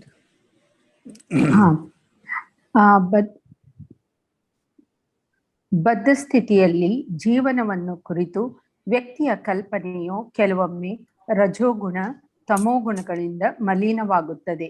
ಇದು ಮೋಹ, ವೈರ, ಲೋಭ, ಶೋಕ, ಭ್ರಮೆ, ಭೀತಿ, ಹುಚ್ಚು, ಮಿಥ್ಯಾಪ್ರತಿಷ್ಠೆ, ಅಪಮಾನ, ದೋಷಾನ್ವೇಷಣೆ, ವಂಚನೆ, ಹಿಂಸೆ, ಅಸಹಿಷ್ಣುತೆ, ರಜೋಗುಣ, ಪ್ರಮಾದ, ಹಸಿವೆ ಮತ್ತು ನಿದ್ದೆ ಇವುಗಳ ಮೂಲಕ ವ್ಯಕ್ತವಾಗುತ್ತದೆ. ಇವೆಲ್ಲ ಶತ್ರುಗಳು. ಎಲ್ಲೋ ಕೆಲವು ಸಾರಿ ವ್ಯಕ್ತಿಯ ಕಲ್ಪನೆಗಳು ಸತ್ವಗುಣದಿಂದಲೂ ಅಪವಿತ್ರವಾಗುವುದುಂಟು. So when it develop all these bad qualities, especially with this kind of bad qualities, you won't be able to think about God. So ಎಲ್ಲಾ ಒಂದು ಗುಣಗಳಿಂದ ಕಷ್ಟ ಸಾಧ್ಯ, ದೇವರನ್ನು ನೆನೆಸುವುದು ಕಷ್ಟ ಸಾಧ್ಯ ಅಂತ ಇಲ್ಲಿ ಹೇಳಲಾಗ್ತಾ ಇದೆ. And go to 8:6 Bhagavad Gita. Whatever you think of at the time of death, and then because you don't have any idea of God, then next life you will go according to His thoughts. So ಮನಸ್ಸು ನಿಗ್ರಹಿಸವಾದ ಪಕ್ಷದಲ್ಲಿ ಒಂದು ಅಂದ್ರೆ ನಾವೊಂದು ಸಾವಿನ ಒಂದು ಎಲ್ಲಿ ನಾವು ಏನನ್ನ ಸ್ಮರಿಸುತ್ತೇವೋ ಅಲ್ಲಿ ಅಂದ್ರೆ ವ್ಯಕ್ತಿ ತನ್ನ ದೇಹವನ್ನು ಬಿಡುವಾಗ ಆ ಒಂದು ನಿಶ್ಚಯವಾದ ರೂಪವನ್ನು ಪಡೆಯುತ್ತಾನಂತ ಹೇಳಲಾಗ್ತದೆ. Can you read this verse?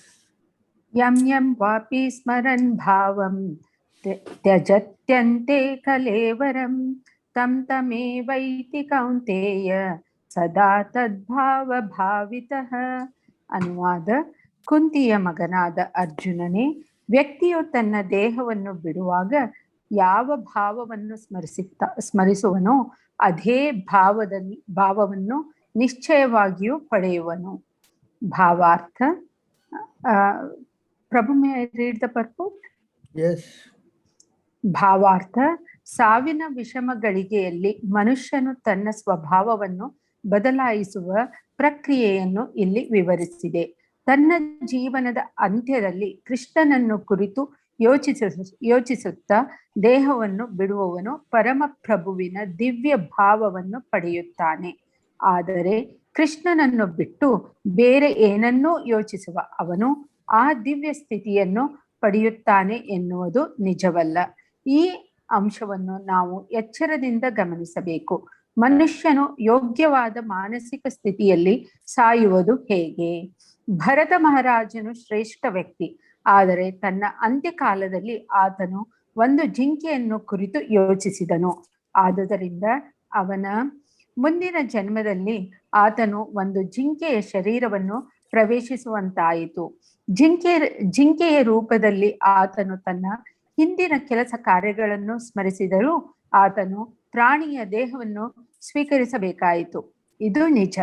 ಮನುಷ್ಯನಿಗೆ ತನ್ನ ಜೀವಿತ ಕಾಲದಲ್ಲಿ ಬಂದ ಯೋಚನೆಗಳು ಒಟ್ಟಾಗಿ ಸಾವಿನ ಕ್ಷಣದಲ್ಲಿ ಅವನ ಯೋಚನೆಗಳ ಮೇಲೆ ಪ್ರಭಾವ ಬೀರುತ್ತವೆ. ಆದುದರಿಂದ ಈ ಜನ್ಮವು ಮುಂದಿನ ಜನ್ಮವನ್ನು ಸೃಷ್ಟಿಸುತ್ತದೆ. ಈ ಜನ್ಮದಲ್ಲಿ ಮನುಷ್ಯನು ಸತ್ವಗುಣದಲ್ಲಿ ಬಾಳಿದರೆ ಮತ್ತು ಸದಾ ಕೃಷ್ಣನ ಚಿಂತನೆ ಮಾಡಿದರೆ ತನ್ನ ಅಂತ್ಯಕಾಲದಲ್ಲಿ ಕೃಷ್ಣನನ್ನು ಸ್ಮರಿಸುವುದು ಸಾಧ್ಯವಾಗುತ್ತದೆ.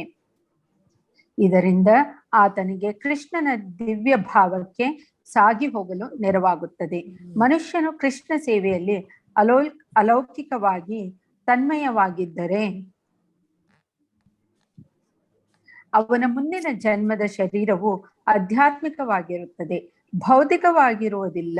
ಆದುದರಿಂದ ಈ ಜನ್ಮದ ಅಂತ್ಯದಲ್ಲಿ ತನ್ನ ಭಾವವನ್ನು ಯಶಸ್ವಿಯಾಗಿ ಬದಲಾವಣೆ ಮಾಡಲು ಹರೇ ಕೃಷ್ಣ ಕೃಷ್ಣ ಕೃಷ್ಣ ಹರೇ ಹರೇ ಹರೇ ರಾಮ ರಾಮ ರಾಮ ಹರೇ ಹರೇ ಎಂದು ಸಂಕೀರ್ತನೆ ಮಾಡುವುದೇ ಅತ್ಯುತ್ತಮ ಪ್ರಕ್ರಿಯೆ.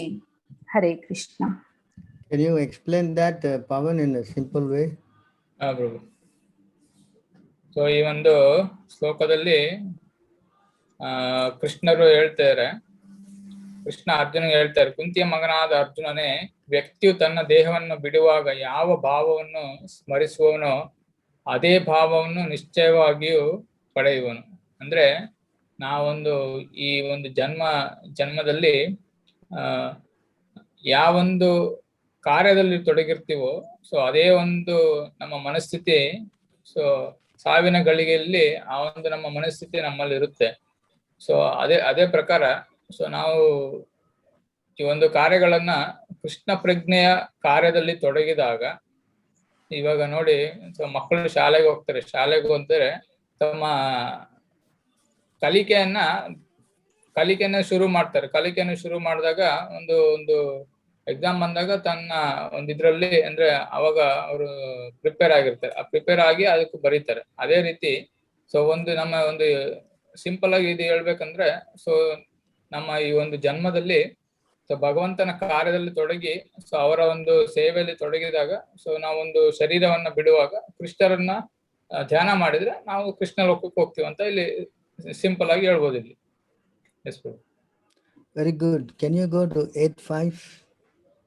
One verse before this.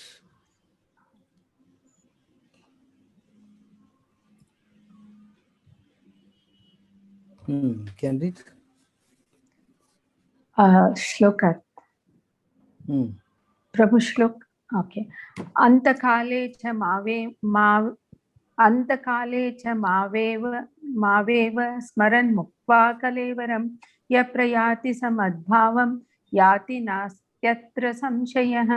ಅನುವಾದ: ಅಂತ್ಯಕಾಲದಲ್ಲಿ ನನ್ನನ್ನು ಸ್ಮರಿಸುತ್ತಾ ಯಾವನು ದೇಹವನ್ನು ಬಿಡುವವನೋ ಅವನು ಕೂಡಲೇ ನನ್ನ ಸ್ವಭಾವವನ್ನು ಹೊಂದುತ್ತಾನೆ, ಇದರಲ್ಲಿ ಸಂಶಯವೇ ಇಲ್ಲ. ಭಾವಾರ್ಥ: ಈ ಶ್ಲೋಕದಲ್ಲಿ ಕೃಷ್ಣ ಪ್ರಜ್ಞೆಯ ಮಹತ್ವವನ್ನು ಒತ್ತಿ ಹೇಳಿದೆ. ಕೃಷ್ಣ ಪ್ರಜ್ಞೆಯಲ್ಲಿ ಯಾವಾತನು ದೇಹವನ್ನು ಬಿಡುತ್ತಾನೋ ಆತನನ್ನು ಕೂಡಲೇ ಪರಮಪ್ರಭುವಿನ ದಿವ್ಯ ಭಾವಕ್ಕೆ ಕೊಂಡೊಯ್ಯಲಾಗುತ್ತದೆ. ಪರಮಪ್ರಭುವು ಪರಿಶುದ್ಧರಲ್ಲಿ ಪರಿಶುದ್ಧನು. ಆದುದರಿಂದ ಸದಾ ಕೃಷ್ಣ ಪ್ರಜ್ಞೆಯಲ್ಲಿರುವವನು ಸಹ ಪರಿಶುದ್ಧರಲ್ಲಿ ಪರಿಶುದ್ಧನು. ಸ್ಮರನ್ ಎನ್ನುವ ಶಬ್ದ ಮುಖ್ಯವಾದದ್ದು. ಭಕ್ತಿಪೂರ್ವಕ ಸೇವೆಯಲ್ಲಿ ಕೃಷ್ಣ ಪ್ರಜ್ಞೆಯ ಸಾಧನೆಯನ್ನು ಮಾಡದಿರುವ ಅಪರಿಶುದ್ಧ ಆತ್ಮಕ್ಕೆ ಕೃಷ್ಣ ಸ್ಮರಣೆಯು ಸಾಧ್ಯವಿಲ್ಲ. ಆದುದರಿಂದ ಮನುಷ್ಯನಾದವನು ಬದುಕಿನ ಪ್ರಾರಂಭದಿಂದಲೇ ಕೃಷ್ಣ ಪ್ರಜ್ಞೆಯ ಸಾಧನೆಯನ್ನು ಮಾಡಬೇಕು.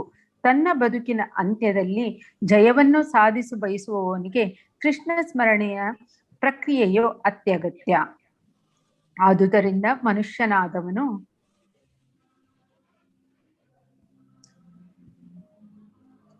ಸದಾ ಒಂದೇ ಸಮನೆ ಹರೇ ಕೃಷ್ಣ ಕೃಷ್ಣ ಕೃಷ್ಣ ಹರೇ ಹರೇ, ಹರೇ ರಾಮ ರಾಮ ರಾಮ ಹರೇ ಹರೇ ಎಂಬ ಮಹಾಮಂತ್ರವನ್ನು ಜಪಿಸಬೇಕು.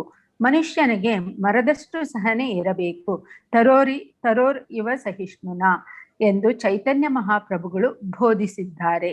ಹರೇ ಕೃಷ್ಣ ಸಂಕೀರ್ತನೆಯನ್ನು ಮಾಡುವವನಿಗೆ ಅನೇಕ ಅಡ್ಡಿಗಳು ಎದುರಾಗಬಹುದು.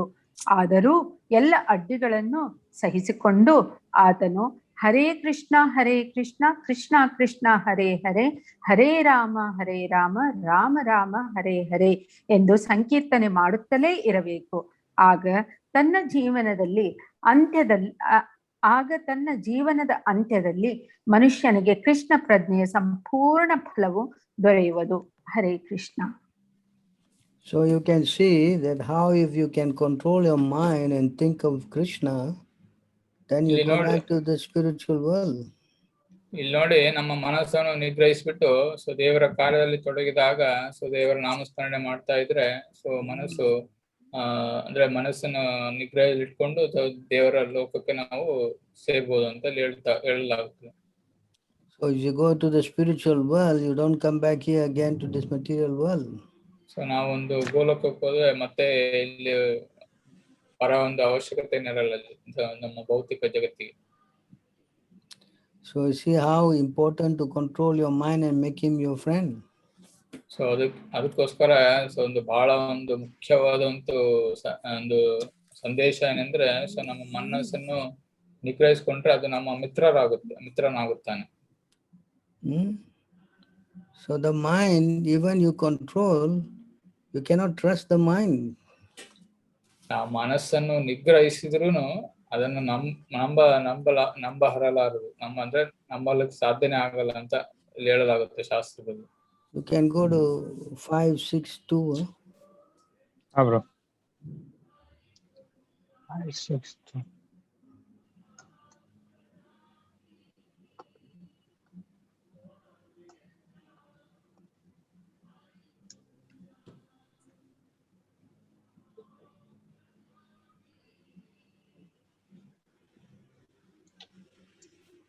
No, bro. Fifth chapter don't have. Don't have a? Don't have. Can go to English and translate.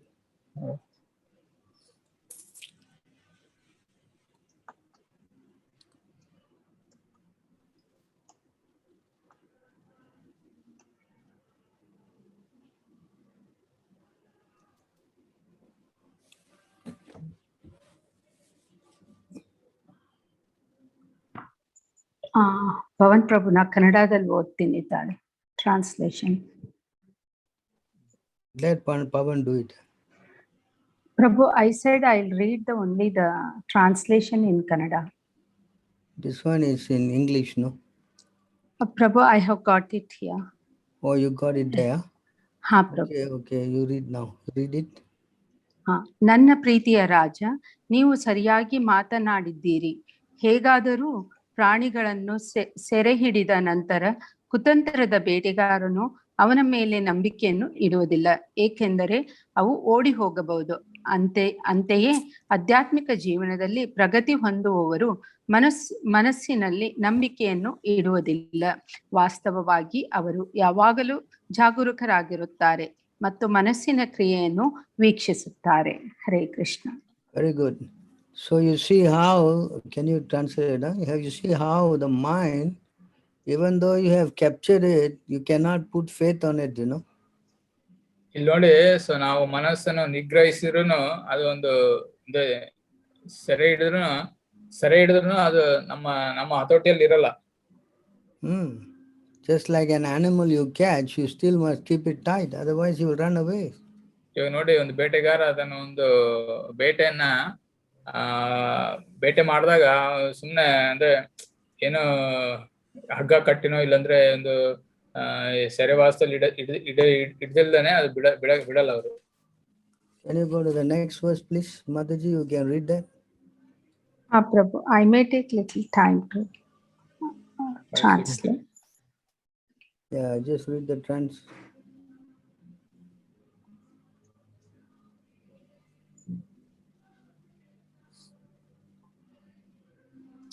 you can read the Kannada, huh?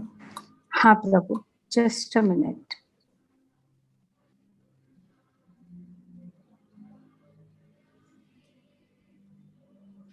Hare Krishna, Prabhu. What is the shloka number? 563. 563. No, thank you, Prabhu.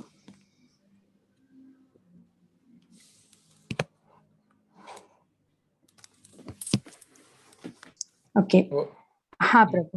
ಎಲ್ಲ ಕಲಿತ ವಿದ್ವಾಂಸರು ತಮ್ಮ ಅಭಿಪ್ರಾಯವನ್ನು ತಿಳಿಸಿದ್ದಾರೆ. ಮನಸ್ಸು ಸ್ವಭಾವತಃ ಬಹಳ ಪ್ರಕ್ಷುಬ್ಧವಾಗಿದೆ ಮತ್ತು ಒಬ್ಬರು ಅದರೊಂದಿಗೆ ಸ್ನೇಹಿತರಾಗಬಹುದು.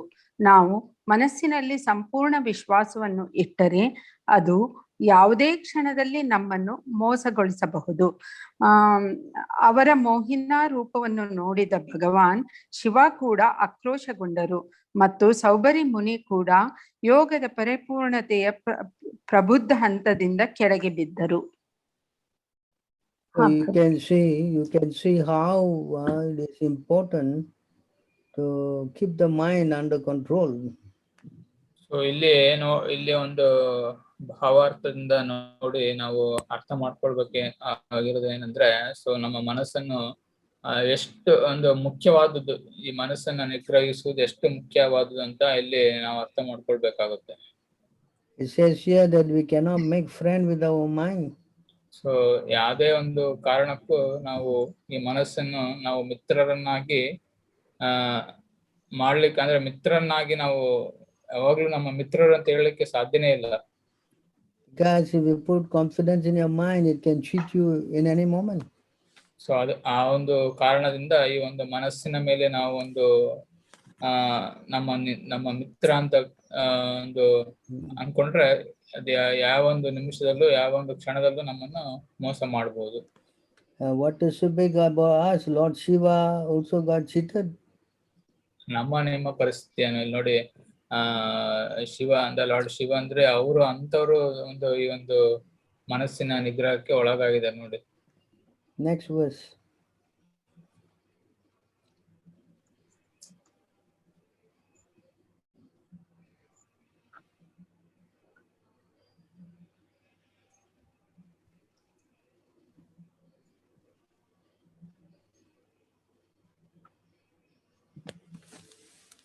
Can you read that in Kannada again, Mataji? ಹಾ ಪ್ರಭುಜಿ.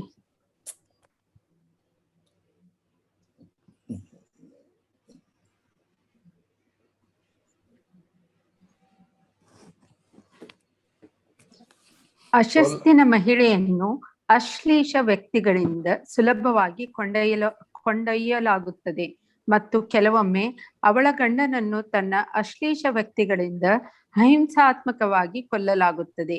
ಯೋಗನು ತನ್ನ ಮನಸ್ಸಿಗೆ ಒಂದು ಅವಕಾಶವನ್ನು ನೀಡಿದರೆ ಮತ್ತು ಅದನ್ನು ತಡೆಯದಿದ್ದರೆ ಅವನ ಮನಸ್ಸು ಕಾಮ, ಕೋಪ ಮತ್ತು ದುರಾಶೆಯಂತಹ ಶತ್ರುಗಳಿಗೆ ಸೌಲಭ್ಯವನ್ನು ನೀಡುತ್ತದೆ ಮತ್ತು ಅವರು ಯೋಗವನ್ನು ನಿಸ್ಸಂದೇಹವಾಗಿ ಕೊಲ್ಲುತ್ತಾರೆ.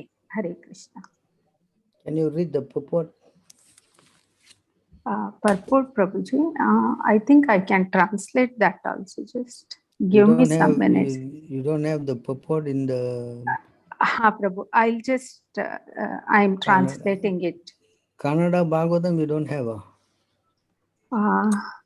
No, bro. Mataji is translating from English to Kannada, then reading. Oh, like that. Yeah, she's translating. Oh, Google Translate. Yeah. What about the Bhagavatam? The Kannada Bhagavatam is not there? 5th chapter don't have, bro. No, what about others? They don't have? Narahari all don't have Bhagavatam? They don't have, Prabhu. Nobody has. No, Prabhu. No, Prabhu. Prabhu. Really? May I read it, Prabhu? No, too much like that. Never mind. We'll go to the next verse. Prabhu, no, I got it. I'll read it now. Okay, read it then.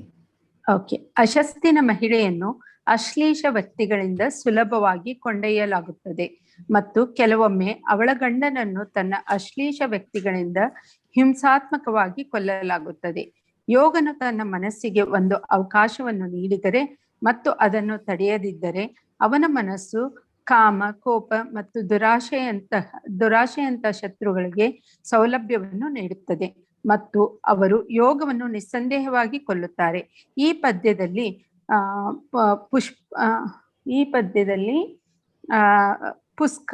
ಪುಸ್ಕಾಲಿ ಎಂಬ ಪದವು ಪುರುಷರಿಂದ ಸುಲಭವಾಗಿ ಒಯ್ಯಲ್ಪಟ್ಟ ಮಹಿಳೆಯನ್ನು ಸೂಚಿಸುತ್ತದೆ. ಅಂತಹ ಮಹಿಳೆಯನ್ನು ಎಂದಿಗೂ ನಂಬಬಾರದು. ದುರದೃಷ್ಟವಶಾತ್ ಪ್ರಸ್ತುತ ಯುಗದಲ್ಲಿ ಮಹಿಳೆಯರನ್ನು ಎಂದಿಗೂ ನಿಯಂತ್ರಿಸಲಾಗುವುದಿಲ್ಲ. ನಿರ್ದೇಶನದ ಪ್ರಕಾರ ಅಷ್ಟ್ರಾಗಳ ನಿರ್ದೇಶನದ ಪ್ರಕಾರ ಮಹಿಳೆಯರಿಗೆ ಎಂದಿಗೂ ಸ್ವಾತಂತ್ರ್ಯ ನೀಡಲಾಗುವುದಿಲ್ಲ. ಮಗುವಾಗಿದ್ದಾಗ ಮಹಿಳೆಯನ್ನು ತನ್ನ ತಂದೆಯಿಂದ ಕಟ್ಟುನಿಟ್ಟಾಗಿ ನಿಯಂತ್ರಿಸಬೇಕು. ಅವಳು ಚಿಕ್ಕವಳಿದ್ದಾಗೆ ಅವಳನ್ನು ಗಂಡನಿಂದ ಕಟ್ಟುನಿಟ್ಟಾಗಿ ನಿಯಂತ್ರಿಸಬೇಕು ಮತ್ತು ಅವಳ ವಯಸ್ಸಾದಾಗ ಅವಳನ್ನು ತನ್ನ ಹಿರಿಯ ಪುತ್ರರು ನಿಯಂತ್ರಿಸಬೇಕು. ಆಕೆಗೆ ಸ್ವಾತಂತ್ರ್ಯ ನೀಡಿದರೆ ಮತ್ತು ಪುರುಷರೊಂದಿಗೆ ಅನಿಯಂತ್ರಿತವಾಗಿ ಬೆರೆಯಲು ಅವಕಾಶ ನೀಡಿದರೆ ಅವಳು ಹಾಳಾಗುತ್ತಾಳೆ. ಹಾಳಾದ ಮಹಿಳೆ ಕುಶಲತೆಯಿಂದ ತನ್ನ ಗಂಡನನ್ನು ಕೊಲ್ಲಬಹುದು. ಈ ಉದಾಹರಣೆಯನ್ನು ಇಲ್ಲಿ ನೀಡಲಾಗಿದೆ ಏಕೆಂದರೆ ಭೌತಿಕ ಪರಿಸ್ಥಿತಿಗಳಿಂದ ಮುಕ್ತರಾಗಲು ಬಯಸುವ ಯೋಗಿಯು ಯಾವಾಗಲೂ ತನ್ನ ಮನಸ್ಸನ್ನು ನಿಯಂತ್ರಣದಲ್ಲಿ ಇಡಬೇಕು. ಭಕ್ತಿ ಸಿದ್ಧಾಂತ ಸರಸ್ವತಿ ಠಾಕೂರ್ ಹೀಗೆ ಹೇಳಿದ್ದಾರೆ, ಬೆಳಿಗ್ಗೆ ನಾವು ಮೊದಲು ವ್ಯವಹಾರವು ಮನಸ್ಸನ್ನು 100 ಬಾರಿ ಸೋಲಿಸಬಹುದು ಮತ್ತು ಮಲಗುವ ಮುನ್ನ ಮನಸ್ಸನ್ನು ಕೊರಿಕೆ ಕಡ್ಡೆಯಿಂದ 100 ಬಾರಿ ಹೊಡೆಯುವುದು ಎಂದು ಹೇಳುತ್ತಿದ್ದರು. ಈ ರೀತಿಯಾಗಿ ಒಬ್ಬರ ಮನಸ್ಸನ್ನು ನಿಯಂತ್ರಣದಲ್ಲಿ ಇಡಬಹುದು. ಅನಿಯಂತ್ರಿತ ಮನಸ್ಸು ಮತ್ತು ಅನೈತಿಕ ಹೆಂಡತಿ ಒಂದೇ. ಅನೈತಿಕ ಹೆಂಡತಿ ತನ್ನ ಗಂಡನನ್ನು ಯಾವ ಸಮಯದಲ್ಲಾದರೂ ಕೊಲ್ಲಬಹುದು ಮತ್ತು ಅನಿಯಂತ್ರಿತ ಮನಸ್ಸು ನಂತರ ಕಾಮ, ಕೋಪ, ದುರಾಶೆ, ಹುಚ್ಚು, ಅಸೂಯೆ ಮತ್ತು ಭ್ರಮೆ ಖಂಡಿತವಾಗಿಯೂ ಯೋಗವನ್ನು ಕೊಲ್ಲಬಹುದು. ಯೋಗವನ್ನು ಮನಸ್ಸಿನಿಂದ ನಿಯಂತ್ರಿಸಿದಾಗ ಅವನು ವಸ್ತುಸ್ಥಿತಿಗೆ ಬೀಳುತ್ತಾನೆ. ಒಬ್ಬ ಗಂಡನು ಅಶಿಸ್ತಿನ ಹೆಂಡತಿಯ ಬಗ್ಗೆ ಜಾಗರೂಕರಾಗಿರಬೇಕು ಎಂಬಂತೆಯೇ ಒಬ್ಬರ ಮನಸ್ಸಿನ ಬಗ್ಗೆ ಬಹಳ ಜಾಗರೂಕರಾಗಿರಬೇಕು. ಹರೇ Krishna. Can you go to the next verse?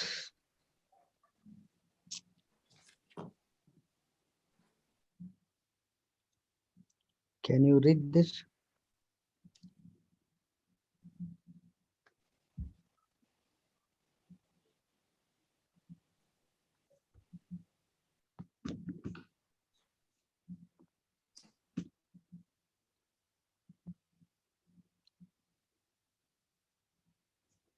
ಕಾಮ, ಕೋಪ, ಅಹಂಕಾರ, ದುರಾಸೆ, ಪ್ರಲಾಪ, ಭ್ರಮೆ ಮತ್ತು ಭಯಕ್ಕೆ ಮನಸ್ಸು ಮೂಲ ಕಾರಣವಾಗಿದೆ.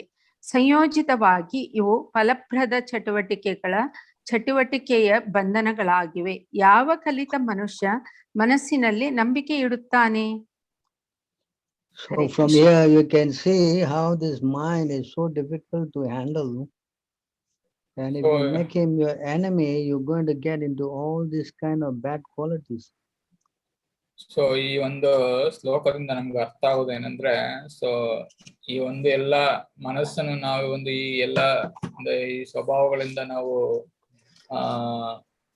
ಈ ಮನಸ್ಸನ್ನು ಈ ಸ್ವಭಾವ ಇಟ್ಕೊಂಡ್ರೆ, ಸೊ ಈ ಎಲ್ಲ ಒಂದು ಅನೈತಿಕ ಗುಣಗಳನ್ನು ನಾವು ಸಂಗ್ರಹಿಸ್ತೀವಿ. ಈ ಒಂದು ಸಂಗ್ರಹಣೆಯಿಂದ ಎಂತ ಹೀನಾಯವಾದ ಕಾರ್ಯಕ್ಕೂ ನಾವು ತೊಡಗಬಹುದು ಅಂತ ಇಲ್ಲಿ ಹೇಳಲಾಗುತ್ತೆ. So then how to control this mind? ನಮ್ಮ ಮುಂದಿನ ಪ್ರಶ್ನೆ ನಮ್ಗೆ ಏನಾಗ್ಬೋದು ಅಂದ್ರೆ, ಸೊ ಈ ಮನಸ್ಸನ್ನು ಯಾವ ತರವನ್ನು ನಿಗ್ರಹಿಸೋದು ಯಾವ ತರ ಅಂತ ಇಲ್ಲಿ ಹೇಳಲಾಗುತ್ತೆ ನೋಡಿ. Can you go to 5:11-17? Don't have also. Kannada don't have.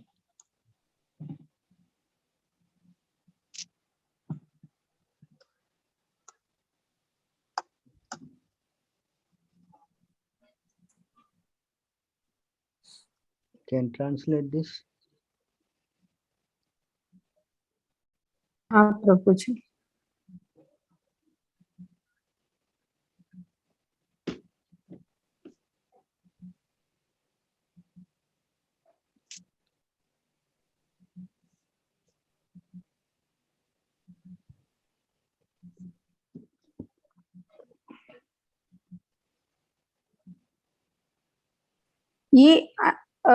ಈ ಅನಿಯಂತ್ರಿತ ಮನಸ್ಸು ಜೀವಂತ ಅಸ್ತಿತ್ವದ ದೊಡ್ಡ ಶತ್ರು. ಒಬ್ಬರು ಇದನ್ನು ನಿರ್ಲಕ್ಷಿಸಿದರೆ ಅಥವಾ ಅದಕ್ಕೆ ಅವಕಾಶ ನೀಡಿದರೆ ಅದು ಹೆಚ್ಚು ಹೆಚ್ಚು ಶಕ್ತಿಯುತವಾಗಿ ಬೆಳೆಯುತ್ತದೆ ಮತ್ತು ವಿಜಯಶಾಲಿ ಆಗುತ್ತದೆ. ಇದು ವಾಸ್ತವಿಕವಲ್ಲದಿದ್ದರೂ ಅದು ತುಂಬಾ ಪ್ರಬಲವಾಗಿದೆ. ಇದು ಆತ್ಮದ ಸಂವಿಧಾನಿಕ ಸ್ಥಾನವನ್ನು ಒಳಗೊಂಡಿದೆ. ಓ ರಾಜ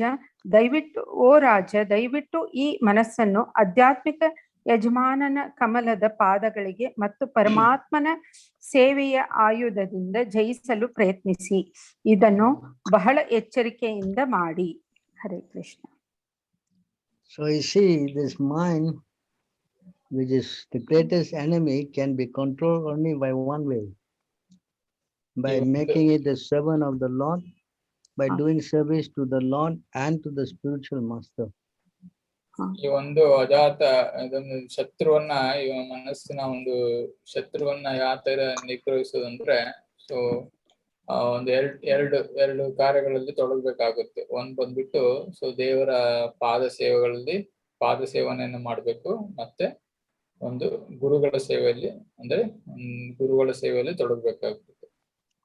So you see, this is very important. So how to do service to Krishna and Guru? Next ಮತ್ತೆ ಇಲ್ಲೊಂದು ಪ್ರಶ್ನೆ ಉದ್ಭವ ಆಗುತ್ತೆ. ಸೊ ದೇವರ ಸೇವೆ ಹೇಗ್ ಮಾಡೋದು ಮತ್ತೆ ಗುರುಗಳ ಸೇವೆ ಹೇಗ್ ಮಾಡೋದು ಅಂತ ಇಲ್ಲಿ ಎರಡು ಪ್ರಶ್ನೆ ಉದ್ಭವ ಆಗುತ್ತೆ.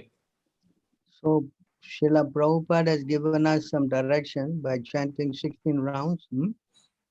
ಶ್ರೀಲ ಪ್ರಭುಪಾದರವರು ಒಂದು ಇಸ್ಕಾನ್ ಸಂಸ್ಥಾಪಕರು ಒಂದು ಮಾರ್ಗಸೂಚಿಯನ್ನು ಕೊಟ್ಟಿದ್ದಾರೆ. ಒಂದು ಬಂದ್ಬಿಟ್ಟು 16 ಒಂದು ಸುತ್ತೋಲೆ ಜಪಮಾಲನ್ನು ಮಾಡ್ಬೇಕಾಗುತ್ತೆ. Is Hare Krishna, Krishna Krishna, Hare Hare, Hare Hare Rama Rama, Rama, Hare Hare Rama, Rama Rama, Hare Hare. By chanting this Mahamantra, very quickly we can capture the mind. ಈ ಒಂದು ಮಂತ್ರವನ್ನು ನಾವು ಜಪಿಸೋದ್ರಿಂದ ಸೊ ಬಹಳ ಒಂದು ಸುಲಭವಾಗಿ ಸೊ ನಮ್ಮ ಮನಸ್ಸನ್ನು ನಿಗ್ರಹಿಸಬಹುದು. Not only we can capture the mind, we can also purify the mind. So ಈ ಒಂದು ಮನಸ್ಸನ್ನು ನಿಗ್ರಹಿಸದಲ್ಲದೇನೆ ಸೊ ಮನಸ್ಸನ್ನು ನಾವು ಶುದ್ಧಿಗೊಳಿಸಬಹುದು. It will become purified of lust, anger, greed, envy, all these bad qualities you can become purified. ಈ ಎಲ್ಲ ಕಾಮ, ಕ್ರೋಧ, ಲೋಭ, ಮದ, ಮಾತ್ಸರ್ಯ ಇವುಗಳಿಂದ ನಾವು ಶುದ್ಧಿಯನ್ನ ಈ ಮಂತ್ರ ಜಪ ಮಾಡೋದ್ರಿಂದ ಶುದ್ಧೀಕರಿಸಬಹುದು. That's why in Kali Yuga this is highly recommended, how to control the mind. So ಈ ಕಲಿಯುಗದಲ್ಲಿ ಒಂದು ಸುಲಭವಾದ ಮಾರ್ಗ ಅಂದ್ರೆ ಸೊ ಜಪ ಮಾಡುವುದು. And it's very easy to do also. So ಒಂದು ಸುಲಭವಾದ ಇದು ಸಕ್ರಿಯ. Even a child also can do. ಒಂದು ಚಿಕ್ಕ ಮಕ್ಕಳು ಎಲ್ಲರೂ ಒಂದು ಭಾಗವಹಿಸಬಹುದು. So we highly recommend you to start chanting Hare Krishna to very easily control the mind. ಆದ್ದರಿಂದ ಎಲ್ಲರಲ್ಲೂ ತಮ್ಮಲ್ಲಿ ಪ್ರಭುಗಳು ವಿನಂತಿಸ್ತಾ ಇದ್ದಾರೆ ಅಂದ್ರೆ ಎಲ್ಲರೂ ಈ ಒಂದು ಮಹಾಮಂತ್ರ ಜಪ ಮಾಡುವುದರಲ್ಲಿ ತೊಡಗಬೇಕಂತ ಎಲ್ಲರಲ್ಲೂ ಅವರು ವಿನಮ್ರದಿಂದ ಕೇಳ್ಕೊಳ್ತಾ ಇದ್ದಾರೆ. All other forms of trying to do this kind of karma yoga, jnana yoga, all these are very difficult, ಈ ಒಂದು ಬೇರೆ ಯೋಗಗಳನ್ನ ನಾವು ಅಧ್ಯಯನ ಮಾಡೋದಿಲ್ಲ ಅಂದ್ರೆ ಕರ್ಮ, ಜ್ಞಾನ, ಈ ಒಂದು ಯೋಗಗಳನ್ನ ತೊಡಗಿಕೊಳ್ಳುವುದು ಬಹಳ ಕಷ್ಟಕರ ಅಂತ. In fact, in Kali Yuga, there's no other way to control the mind other than chanting His holy name. ಈ ಒಂದು ಕಲಿಯುಗದಲ್ಲಿ ಮನಸ್ಸನ್ನು ನಿಗ್ರಹಿಸಲಿಕ್ಕೆ ಒಂದೇ ಒಂದು ಮಾರ್ಗ, ಅದು ಬಂದ್ಬಿಟ್ಟು ಈ ಹರೇ ಕೃಷ್ಣ ಮಹಾಮಂತ್ರವನ್ನ ಜಪನೆ ಮಾಡೋದು. You can go to 612 purport, Hare Nama, Hare Nama.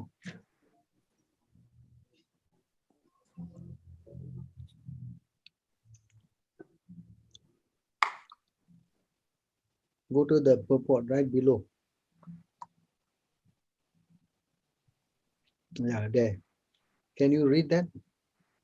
Harer Nama, Harer Nama iva kevalam, kalau nasti eva gatir anyatha. ಕಲಹ ಮತ್ತು ಕಪಟದ ಈ ಯುಗದಲ್ಲಿ ಭಗವಂತನ ಪವಿತ್ರ ನಾಮ ಸಂಕೀರ್ತನೆಯೊಂದೇ ಉದ್ಧಾರದ ಮಾರ್ಗ. ಬೇರೆ ಮಾರ್ಗವೇ ಇಲ್ಲ. So this is very clearly said. If you want to control your mind, the best and easy way is to chant this Mahamantra Hare Krishna, and very quickly you can, subdue your mind. ಈ ಕಲಿಯುಗದಲ್ಲಿ ಮನಸ್ಸನ್ನು ನಿಗ್ರಹಿಸೋದಕ್ಕಾಗಿ ಬಹಳ ಸುಲಭವಾದ ಮಾರ್ಗವನ್ನು ಇಲ್ಲಿ ಸೂಚಿಸಲಾಗಿದೆ. So ಈ ಒಂದು ಶ್ಲೋಕದಲ್ಲಿ ನೀವು ನೋಡಿರ್ಬೋದು, ಇಲ್ಲಿ ಎಷ್ಟು ಸುಲಭ ನೋಡಿ. ಒಂದು ಹರೇ ಕೃಷ್ಣ ಮಹಾಮಂತ್ರವನ್ನು ನಾವು ಜಪನೆ ಮಾಡೋದ್ರಿಂದ ಸೊ ಮನಸ್ಸನ್ನು ಸುಲಭವಾದ ರೀತಿಯಲ್ಲಿ ನಿಗ್ರಹಿಸಬಹುದು. So anybody have questions on this? ಇಲ್ಲಿ ಈ ಒಂದು ವಿಷಯದ ಮೇಲೆ ಯಾರಿಗಾದ್ರೂ ನಿಮ್ಮ ಪ್ರಶ್ನೆ ಇದೆಯಾ? If you don't control your mind, you'll be your worst enemy, and you cannot control by yourself. The only way you can make your mind your friend is to make him chant the holy name of the Lord. ಈ ಮನಸ್ಸನ್ನು ನಮ್ಮ ಶತ್ರುವನ್ನಾಗಿ ಇಟ್ರೆ ಎಷ್ಟು ಕಷ್ಟ ಅಂತ ಇಲ್ಲಿ ನೋಡಿದ್ರಿ. ಮತ್ತೆ ನಮ್ಮ ಮಿತ್ರನಾಗಿ ಇಡುವುದಕ್ಕಾಗಿ ಒಂದೇ ಒಂದು ಮಾರ್ಗ ಈ ದೇವರ ನಾಮಸ್ಮರಣೆಯಲ್ಲಿ ತೊಡಗುವುದು. ಹರೇ ಕೃಷ್ಣ. ದಯವಿಟ್ಟು ಇಲ್ಲಿ ಎಲ್ಲ ಒಂದು ಸಮಾವೇಶದಲ್ಲಿ ನೀವು ಭಾಗವಹಿಸಿದ್ರೆ ನಿಮ್ಮ ಒಂದು ಅನಿಸಿಕೆಗಳನ್ನ ವ್ಯಕ್ತಪಡಿಸಿದ್ರೆ ಸೊ ಪ್ರಭುಗಳಿಗೆ ಈಜಿ ಆಗುತ್ತೆ. ಅಂದ್ರೆ ನಿಮ್ಗೆಲ್ಲ ಅರ್ಥ ಆಗಿದೆನೋ, ಇಲ್ಲಂದ್ರೆ ನಿಮ್ಗೆ ಯಾವ್ದಾದ್ರು ಒಂದು ಪ್ರಶ್ನೆ ಏನೇನಿದ್ರು ಕೇಳ್ಬೋದು. ಅದು ಎಲ್ಲಾ ಒಂದು ನಿಮ್ಮ ಪ್ರಶ್ನೆಗಳಿಗೆ ಉತ್ತರಿಸೋಸ್ಕರ ಅವರು ನಿಮ್ಮಲ್ಲಿ ಇಲ್ಲಿ ಕುಳಿತಿದ್ದಾರೆ. ದಯವಿಟ್ಟು ಸಹಕರಿಸಿ. ಸೊ ಎಲ್ಲರೂ ನಿಮ್ಮ ಏನೇ ಅನಿಸಿಕೊಳ್ಳಿಲ್ಲ ಅಂದ್ರೆ ನಿಮ್ಮ ಒಂದು ಪ್ರಶ್ನೆಗಳನ್ನು ದಯವಿಟ್ಟು ಕೇಳಿ.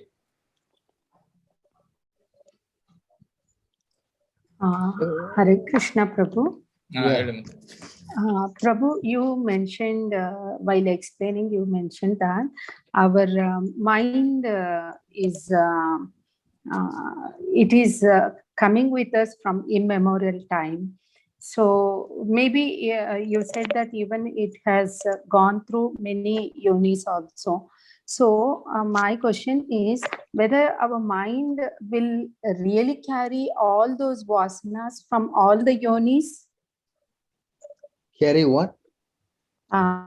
Carry the vasana tendencies of all the yonis also. Krishna will make you forget. Hare Krishna. ಇಲ್ಲಿ ಅವರೊಂದು You translate?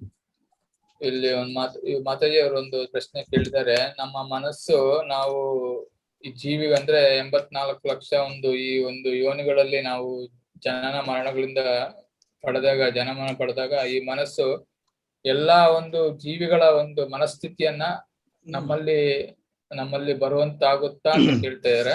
ಸೊ ಅದಕ್ಕೆ ಪ್ರಶ್ನೆ ಪ್ರಭುಗಳು ಹೇಳ್ತಾರೆ.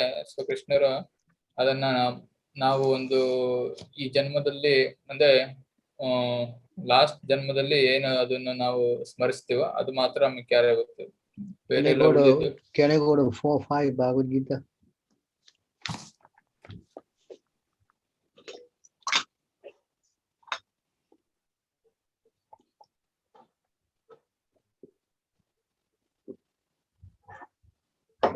May I read, Prabhu? Yeah. Shloka. Bahuni me vyatitani janmani tava charjuna tanyaham veda sarvani natvam veti parantapa. ಅನುವಾದ. ದೇವೋತ್ತಮ ಪರಮ ಪುರುಷನು ಹೀಗೆ ಹೇಳಿದನು, ಶತ್ರುದ ಮನನಾದ ಅರ್ಜುನನೇ, ನಾನು ಅನೇಕ ಜನ್ಮಗಳನ್ನು ಕಳೆದಿದ್ದೇವೆ. ನನಗೆ ಅವೆಲ್ಲ ಜನ್ಮಗಳ ನೆನಪಿದೆ, ಆದರೆ ನಿನಗಿಲ್ಲ. Is that clear? ಹಾ ಪ್ರಭು. So the moment you change your body, you forget. ಯಾವಾಗ ನಾವು ಜನ್ಮವನ್ನು ತಾಳ್ದಾಗ ಸೊ ಪೂರ್ವ ಜನ್ಮದ ಎಲ್ಲಾ ನೆನಪುಗಳು ನಮ್ಮಲ್ಲಿ ಅಳಿಯಲ್ಪಡುತ್ತೆ. Prabhu, will they not come to the surface at any janma? You can, when you are in the womb of your mother, if you're pious, Krishna make you remember 100 lives. ಯಾರು ಪುಣ್ಯವಂತರೋ ತನ್ನ ತಾಯಿಯ ಗರ್ಭದಲ್ಲಿ ಇದ್ದಾಗ ಸೊ 100 ಜನ್ಮಗಳ ಒಂದು ಮನಸ್ಥಿತಿಯನ್ನ ಅವರು ನೆನಪಿಸ್ಕೋಬಹುದು ಭಗವಂತನ ಕೃಪೆಯಿಂದ. If you are pious, he will make you remember. ಯಾರು ಪುಣ್ಯವಂತರು ಮಾತ್ರ ಅವ್ರಿಗೆ ಮಾತ್ರ ಈ ಒಂದು ಅನುಕೂಲವನ್ನು ಕಲ್ಪಿಸಲಾಗುತ್ತೆ. You know, not if you are pious. So by remembering your 100 lives, then you will be crying like anything. ಆ ಒಂದು 100 ಜನ್ಮಗಳ ಒಂದು ಮನಸ್ಥಿತಿಯನ್ನು ನಾವು ನೆನೆಸ್ಕೊಂಡು ಅವಾಗ ಆ ಒಂದು ಅಳಲಿಕ್ಕೆ ಸ್ಟಾರ್ಟ್ ಮಾಡ್ತೀವಿ ನಾವು. And then you say, when I come out, I'll definitely become Krishna conscious. So ಯಾವಾಗ ನಾನು ಈ ಒಂದು ದೇಹದಿಂದ ಹೊರ ಬಂದ ಮೇಲೆ ನಾನು ಖಂಡಿತವಾಗಿಯೂ ಕೃಷ್ಣ ಪ್ರಜ್ಞನಾಗಿ ನಾನು ಆಗ್ತೀನಂತ ಶಪಥ ಮಾಡ್ತಾರೆ ಅಲ್ಲಿ. But the moment he comes out, again he forgets everything. ಒಂದು ಕ್ಷಣದಲ್ಲಿ ತಾಯಿಯ ಗರ್ಭದಿಂದ ಹೊರ ಬಂದ್ಮೇಲೆ ಮಗು ತನ್ನ ಎಲ್ಲಾ ಒಂದು ಮನಸ್ಥಿತಿಯನ್ನ ಮರೆತು ಬಿಡುತ್ತೆ. And then again he start doing all his nonsense. ಮತ್ತೆ ಪುನಃ ಎಲ್ಲ ಪಾಪ ಕಾರ್ಯಗಳಲ್ಲಿ ತೊಡಗುತ್ತಾರೆ. Yes? Hmm? Prabhu, someone asked question here. If you don't want to forget about our previous birth, what we need to do? No, If you you don't- cannot remember already. What is it? He's asking what if he doesn't want to remember his previous memories. He's not remembering anyway. What? ಅದೇ ಇಲ್ಲಿ ಹೇಳಲಾಗುತ್ತೆ ತಮ್ಮ ಪೂರ್ವ ಜನ್ಮದ ಒಂದು ಮನಸ್ಥಿತಿಯನ್ನು ಯಾರು ಇಲ್ಲಿ ಅಂದ್ರೆ ನಿಗ್ರಹಿಸ್ಕೊಂಡು ಅಂದ್ರೆ ಅವ್ರಿಗೆ ಯಾರಿಗೂ ಒಂದು ಮೆಮೊರಿ ಇರಲ್ಲ ಅಂತ ಹೇಳಲಾಗುತ್ತೆ. He's already made to forget. Why he has to remember? But in Bharat Maharaj, you can remember, right, bro? Bharat Maharaj is special case, Prabhu, Yeah. because he's son of Krishna, you know. So Bharat Maharaj ಒಂದು ನಾವೊಂದು ಆ ಭಾವಾರ್ಥದಲ್ಲಿ ನಾವು ಇದನ್ನ ಓದಿದಾಗ ಅಲ್ಲಿ ಭಾರತ್ ಮಹಾರಾಜ ಒಂದು ಪೂರ್ವ ಜನ್ಮವನ್ನು ಅವರು ನೆನಪಿಸ್ಕೊಂಡ್ರು. ಆದ್ರೆ ಅವರು ಒಂದು ಇವ್ರ ನಿಮಿತ್ತ ಅವರು ಕೃಷ್ಣರ ಸ್ವಯಂ ಮಗ, ಅದಕ್ಕೋಸ್ಕರ ಅವರು ಒಂದು ಅವ್ರಿಗೆ ಅನುಕೂಲವನ್ನು ಕಲ್ಪಿಸಲಾಗಿತ್ತು. Correct. Special case, the Lord makes him remember so that he will not repeat his mistake, you know.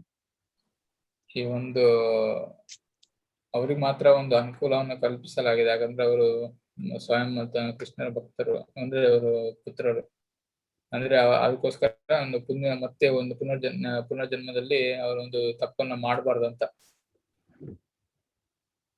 Yes. Generally, people who change their body, they don't remember. As Krishna says in this verse, you know. ಯಾವೊಂದು ಎಲ್ಲಾ ಒಂದು ಸನ್ನಿವೇಶದಲ್ಲೂ ನಾವು ಈ ಜನ್ಮವನ್ನು ಅಂದ್ರೆ ಇವನ್ ಪುನರ್ಜನ್ಮ ಪಡೆದಾಗ ನಮ್ಮ ಮನಸ್ಸಿನ ಎಲ್ಲಾ ಒಂದು ಆಲೋಚನೆಗಳನ್ನೆಲ್ಲ ಮರೆಯುತ್ತೇವೆ ನಾವು. Correct.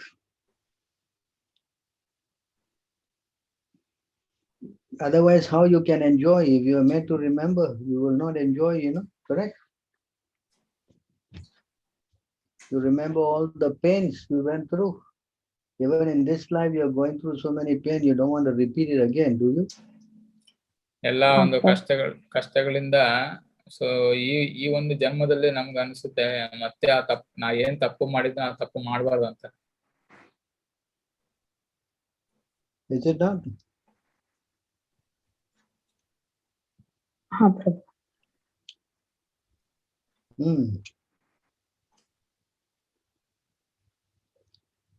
Any other questions?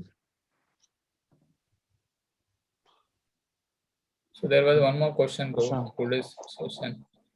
So why should not eat the onion and garlic? Then they said that is a part of vegetable also. Yeah. It is said in the Manu Samhita, eating onion and garlic is as good as eating chicken and fish. You know? ಇಲ್ಲಿ ಒಂದು ಇವತ್ತಿನ ಎರಡನೇ ಒಂದು ಪ್ರಶ್ನೆ, ಒಂದು ಈರುಳ್ಳಿ ಮತ್ತು ಬೆಳ್ಳುಳ್ಳಿಯನ್ನು ಯಾಕೆ ನಾವು ಸೇವನೆ ಮಾಡಬಾರ್ದು ಅಂತ ಒಂದು ಎರಡನೇ ಪ್ರಶ್ನೆಗೆ ಪ್ರಭು ಹೇಳ್ತಾರೆ, ಒಂದು ಮನು ಸಂಹಿತದಲ್ಲಿ ಈ ಈರುಳ್ಳಿಯನ್ನು ಸೇವನೆ ಮಾಡುವುದು ಒಂದು ಈ ಮಾಂಸ ಸೇವನೆ ಮಾಡದಷ್ಟೇ ಒಂದು ಪಾಪ ಕಾರ್ಯ ಅಂತ ಹೇಳಲಾಗುತ್ತೆ. So if you eat onion and you cannot eat chicken and fish because it is considered mode of passion and ignorance, no? ನಾವು ಮಾಂಸವನ್ನು ಯಾಕೆ ಸೇವನೆ ಮಾಡಬಾರ್ದಂದ್ರೆ ಅದೊಂದು ತಮೋಗುಣದಲ್ಲಿ ನಮ್ಮನ್ನು ಇಡಲ್ಪಡುತ್ತದೆ. Can you got 331:9? Yes, bro. 331.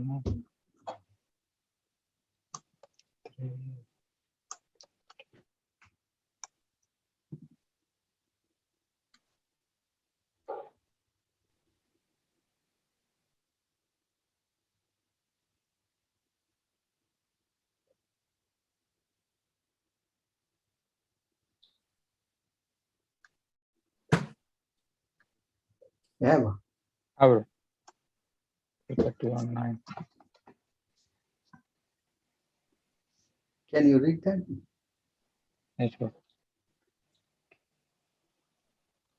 ಪ್ರಭು ಓದ್ಲಾ ಅಥವಾ ಬೇರೆ ಯಾರಾದ್ರೂ ಓದ್ತಾರಾ? ನರಾರಿ ಪ್ರಭು ಓದ್ತಾರೆ.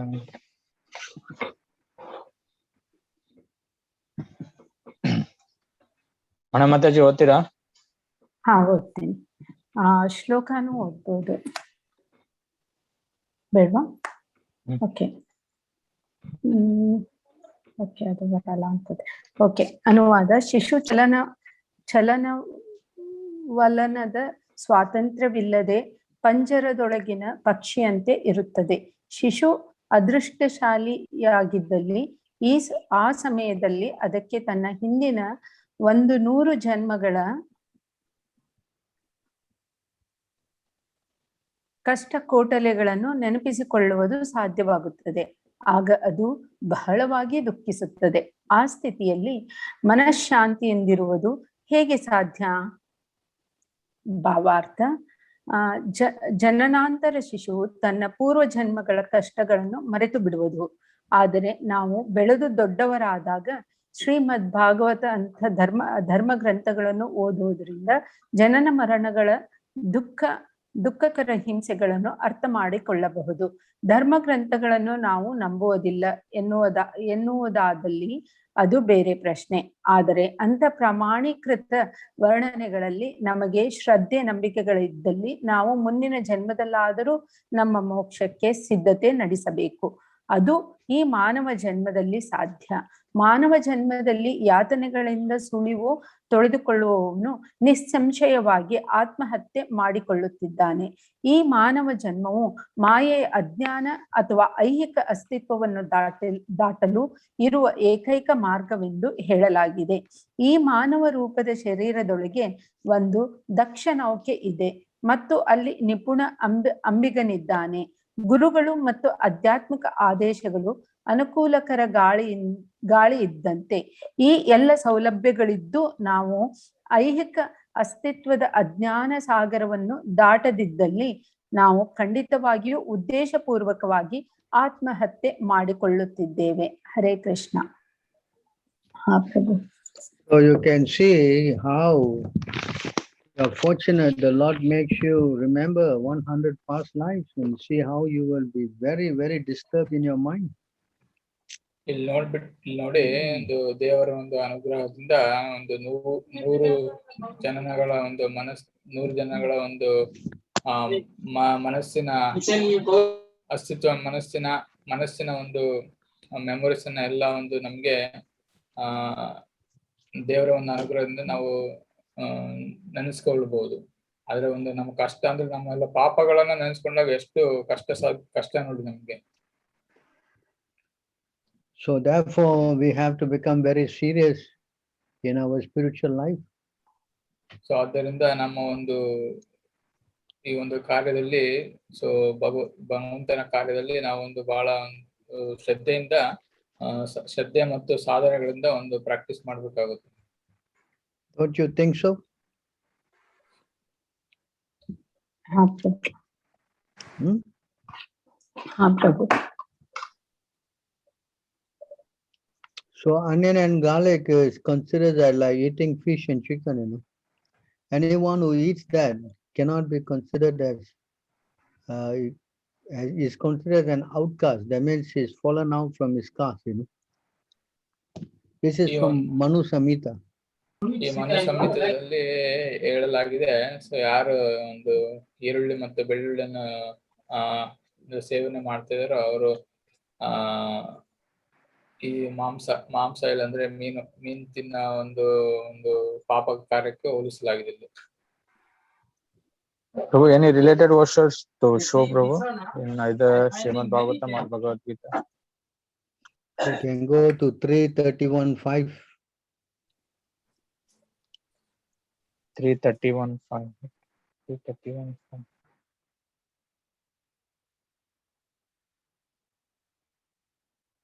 But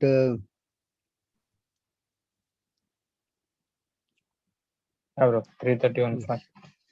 it says it's forbidden for the mother, but it cannot be offered to the Lord. No? Can you read the purport? You can see second paragraph. You can read the whole purport. Okay, ಅನುವಾದ ತಗೊಳ್ಳಿ ಹಾಗಿದ್ರೆ. ಮಾತಾಜಿ. ಭಾವಾರ್ಥ ಓದ್ಲಾ? ಅನುವಾದ ಯಾ. ಬೇಡ್ವಾ? ಭಾವಾರ್ಥ. ತಾಯಿಯ ಕರುಳಿನೊಳಗಿನ ಆಪ್ಯಾಯನಿ ಎಂಬ ಹೊಕ್ಕಳು ಬಳ್ಳಿಯು ಮಗುವಿನ ಹೊಟ್ಟೆಯೊಂದಿಗೆ ತಾಯಿಯನ್ನು ಒಂದುಗೂಡಿಸುತ್ತದೆ. ಗರ್ಭದೊಳಗಿನ ಶಿಶುವು ಈ ಮಾರ್ಗದ ಮೂಲಕ ತಾಯಿ ಜೀರ್ಣಿಸಿಕೊಂಡ ಆಹಾರವನ್ನು ಪಡೆಯುತ್ತದೆ. ಒಂದು ಮಾರ್ಕಂಡೇಯ ಪುರಾಣದಲ್ಲಿ ಹೇಳಲಾಗುತ್ತದೆ. ಈ ರೀತಿ ಶಿಶುವು ತಾಯಿಯ ಕರುಳಿನಿಂದ ಆಹಾರ ಪಡೆಯುತ್ತದೆ ಮತ್ತು ದಿನದಿಂದ ದಿನಕ್ಕೆ ಬೆಳೆಯುತ್ತಾ ಹೋಗುತ್ತದೆ. ಗರ್ಭದೊಳಗಿನ ಮಗುವಿನ ಸ್ಥಿತಿ ಕುರಿತಂತೆ ಮಾರ್ಕಂಡೇಯ ಪುರಾಣದ ಹೇಳಿಕೆಯನ್ನು ಆಧುನಿಕ ವೈದ್ಯಕೀಯ ವಿಜ್ಞಾನವು ಸಮರ್ಥಿಸುತ್ತದೆ. ಹೀಗಾಗಿ ಕೆಲವು ಮಾಯಾವಾದಿ ದಾರ್ಶನಿಕರು ಹೇಳಲೆತ್ನಿಸಿರುವಂತೆ ಮಾರ್ಕಂಡೇಯ ಪುರಾಣದ ಪ್ರಮಾಣವನ್ನು ಅಲ್ಲಗಳೆಯಲಾಗದು. ಶಿಶುವು ತಾಯಿ ಉಂಡು ಜೀರ್ಣಿಸಿಕೊಂಡ ಆಹಾರವನ್ನೇ ಸಂಪೂರ್ಣವಾಗಿ ಅವಲಂಬಿಸಿರುತ್ತದೆ. ಆದ್ದರಿಂದ ಗರ್ಭಿಣಿಯಾಗಿದ್ದಾಗ ತಾಯಿ ಸೇವಿಸುವ ಆಹಾರದ ಮೇಲೆ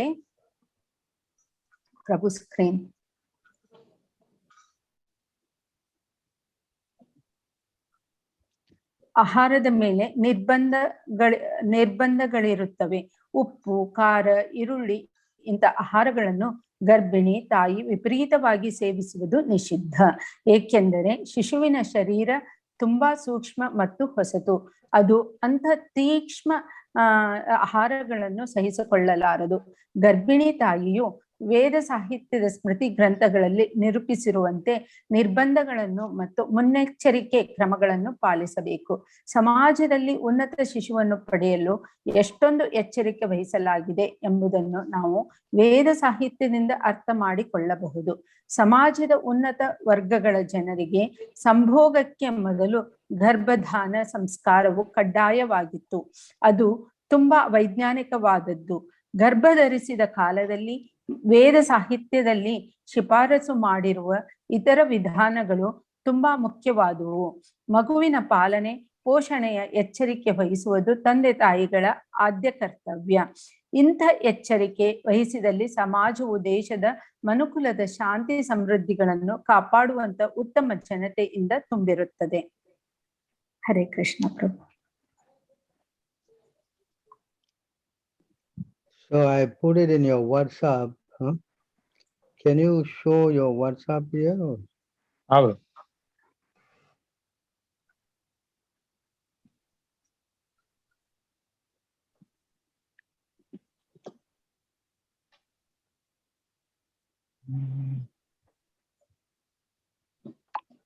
This is Manu Samita. You can show your WhatsApp.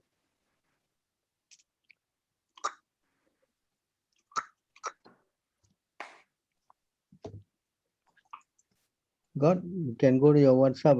Yes, bro. Show your screen now, WhatsApp.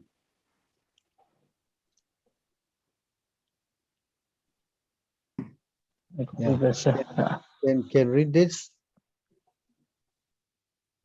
Can read this is from Manu Samita. Can translate? ಓದ್ಲಾ ಪ್ರಭುದು?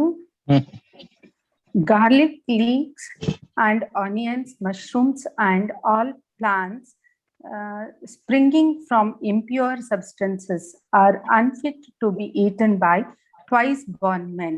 A twice-born man who knowingly eats mushrooms, a village pig, garlic, a village cock, onions or leeks will become an outcast.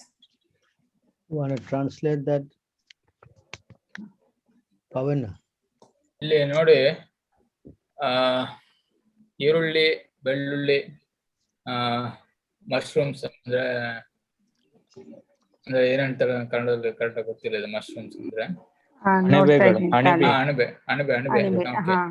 ಅಣಬೆ ಮತ್ತೆ ಇವೆಲ್ಲ ಅಶುದ್ಧ ಒಂದು ಜಾಗದಲ್ಲಿ ಬೆಳೆಯಲ್ಪಡುತ್ತೆ. ಇದನ್ನ ಯಾರು ಅಂದ್ರೆ ಬ್ರಾಹ್ಮಣರು, ದ್ವಿಜಶ್ರೇಷ್ಠರು ಯಾರು ತಿನ್ಬಾರ್ದು ಅಂತ ಇಲ್ಲಿ ಹೇಳಲಾಗುತ್ತೆ. ಯಾರಾದ್ರೂ ತಿಂದ್ರೆ ಅವ್ರು ಬಂದ್ಬಿಟ್ಟು ಔಟ್ಕಾಸ್ಟ್ ಅಂದ್ರೆ ಏನ್ ಹೇಳ್ತಿರಲಿಲ್ಲ. ಔಟ್ಕಾಸ್ಟ್ ಅಂದ್ರೆ But I don't know exact word in Kannada. ಇಲ್ಲ Outcast means he is already fallen, fallen. Yeah. ಅನರ್ಹರು. ಯಾರು ಬಹಿಷ್ಕಾರ ಸಮಾಜ ಅನರ್ಹರು. ಬಹಿಷ್ಕಾರ ಆಗಿರ್ತಾರೋ ಅಂತರು ಅಂದ್ರೆ ಆ ಒಂದು ಲೆಕ್ಕಕ್ಕೆ ಬೀಳ್ತಾರೆ. ಅಂದ್ರೆ ಅವರು ಯಾರು ಈ ಒಂದು ವಸ್ತುಗಳನ್ನ ಸೇವನೆ ಮಾಡ್ತಾರೋ ಅವರು ಬಹಿಷ್ಕೃತರಾದವರು ಅಂತ ಹೇಳಲಾಗುತ್ತೆ ಇಲ್ಲಿ.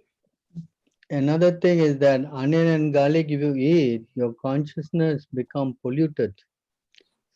ಯಾವೊಂದು ಅಂದ್ರೆ ಈ ವಸ್ತುಗಳನ್ನ ನಾವು ಸೇವನೆ ಮಾಡಿದಾಗ ಒಂದು ಈರುಳ್ಳಿ ಬೆಳ್ಳುಳ್ಳಿನ ನಮ್ಮ ಮನಸ್ಸು ಕಲ್ಮಶವಾಗುತ್ತೆ. So when your consciousness become polluted in the mode of passion and ignorance, you cannot think of God. ಈ ಒಂದು ತಮೋ ಗುಣದಲ್ಲಿ ನಮ್ಮ ಮನಸ್ಸು ಕಲ್ಮಶವಾದಾಗ ದೇವರನ್ನ ಸ್ಮರಿಸುವುದು ಬಹಳ ಕಷ್ಟ. So Krishna says the mode of passion and ignorance is your enemy. ಕೃಷ್ಣರಲ್ಲಿ ಹೇಳ್ತಾರೆ ತಮೋ ಗುಣ ಮತ್ತು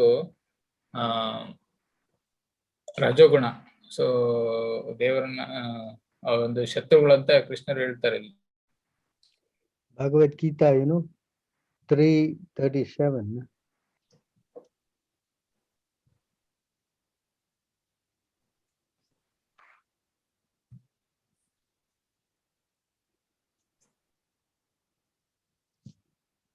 Krishna said this mode of passion and ignorance is your enemy. May I read the shloka, Prabhu? Yeah, read. ಕಾಮಯೇಷ ಕ್ರೋಧಯೇಷ ರಜೋ ಗುಣ ಸಮುದ್ಭವಃ ಮಹಾಶನೋ ಮಹಾಪಾಪ್ಮ ವಿದ್ಯೇನ ಮಿಹ ವೈರಿಣಂ. ಅನುವಾದ: ದೇವೋತ್ತಮ ಪರಮಪುರುಷನು ಹೇಳಿದನು, ಅರ್ಜುನ, ರಜೋಗುಣದ ಸಂಪರ್ಕದಿಂದ ಹುಟ್ಟಿ ಅನಂತರ ಕ್ರೋಧವಾಗಿ ಮಾರ್ಪಡುವವನು ಕಾಮವೇ ಇದಕ್ಕೆ ಕಾರಣವಾಗುತ್ತದೆ.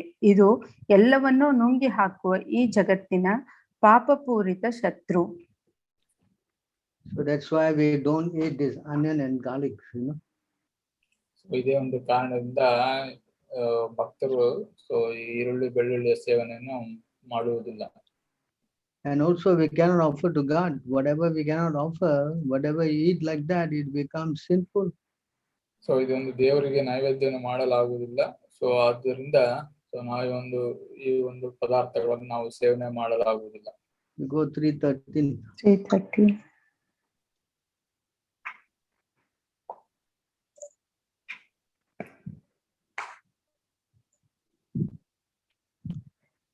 ಯಜ್ಞಶಿಷ್ಟಾಶಿನಃ ಸಂತೋ ಮುಚ್ಯಂತೆ ಸರ್ವಕಿಲ್ಬಿಷೈಃ ಭುಂಜತೆ ತೇ ತ್ವಗಂ ಪಾಪ ಏಪಚಿತ್ತಾತ್ಮಕಾರಣಾತ್.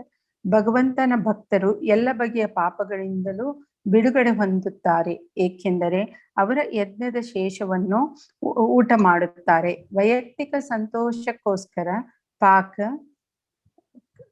ಹರೇ ಕೃಷ್ಣ ಪ್ರಭು. ಸ್ಕ್ರೀನ್. ವೈಯಕ್ತಿಕ ಸಂತೋಷಕ್ಕೋಸ್ಕರ ಪಾಕ ಮಾಡಿಕೊಳ್ಳುವವರು ಖಂಡಿತವಾಗಿಯೂ ಪಾಪವನ್ನೇ ಊಟ ಮಾಡುತ್ತಾರೆ. Hare Krishna. So you can see, if you eat food which is not offered to God, you are verily eating sins. ದೇವರಿಗೊಂದು ನೈವೇದ್ಯವನ್ನು ಮಾಡಲ್ಪಟ್ಟಿದ್ದ ಒಂದು ಪದಾರ್ಥ ಒಂದು ಪಾಪಕ್ಕೆ ಸಮಾನ. Yes.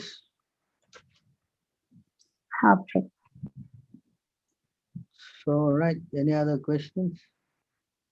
Prabhu, yeah, sometimes like in the family, there be one person want to become devotee, suppose like the children or maybe like parents. So in that situation, how it can be practiced without eating the onion garlic? Who is cooking it? The parents cooking, no? Like suppose children, some children want to become like devotees, like yeah. So then the parents force them. How old is the children? Like 15, 16. Oh, quite challenge, huh? Yeah. So, but if he is determined, I'm sure they will provide for him. ಇಲ್ಲಿ ಒಂದು ಪ್ರಶ್ನೆ ಏನಂದ್ರೆ, ಒಂದು ಸಂಸಾರದಲ್ಲಿ ತಂದೆ ತಾಯಿ ಭಕ್ತರಲ್ಲ, ಮಕ್ಕಳು ಆಗ್ಲಿಕ್ಕೆ ಇಚ್ಛೆ ಪಡ್ತಾರೆ. ಬಟ್ ಅಂತ ಒಂದು ಸನ್ನಿವೇಶದಲ್ಲಿ ಅವರು ಯಾವ ತರ ಒಂದು ಇಲ್ಲಿ ತಮ್ಮ ಒಂದು ಪ್ರಸಾದವನ್ನು ಸೇವನೆ ಮಾಡುದು ಅಂತ ಕೇಳಿದೆ question.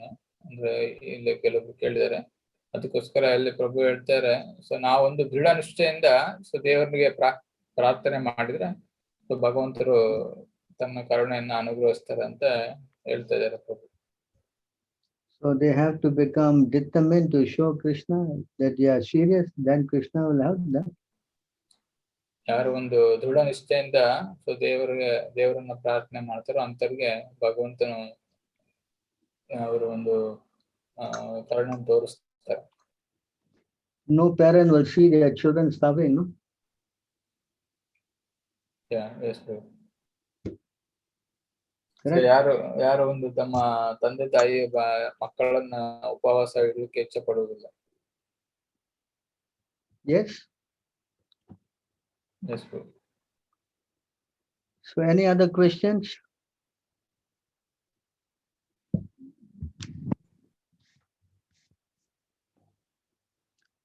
Otherwise, we can close the sharing and we can talk to everybody and see how they felt about the session. ದಯವಿಟ್ಟು ಇಲ್ಲಿ ಯಾರು ನಿಮ್ಗೆ ಪ್ರಶ್ನೆ ಯಾವ್ದಾರು ಇದೆನಾ? So how, what is your opinion of today's class? Someone want to say something?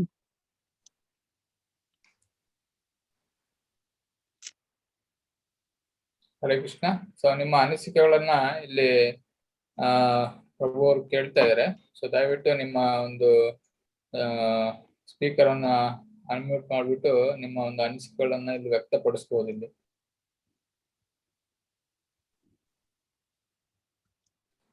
ದಯವಿಟ್ಟು ಹೇಳಿ. So ಮುಂದಿನ ಒಂದು ಸಮಾವೇಶದಲ್ಲಿ ಸೊ ಯಾವ ತರ ಒಂದು ಕಾರ್ಯನಿರ್ವಹಿಸಬಹುದು ಅಂತೇಳಿ ನಾವು ಪ್ಲಾನ್ ಮಾಡ್ಬೋದು.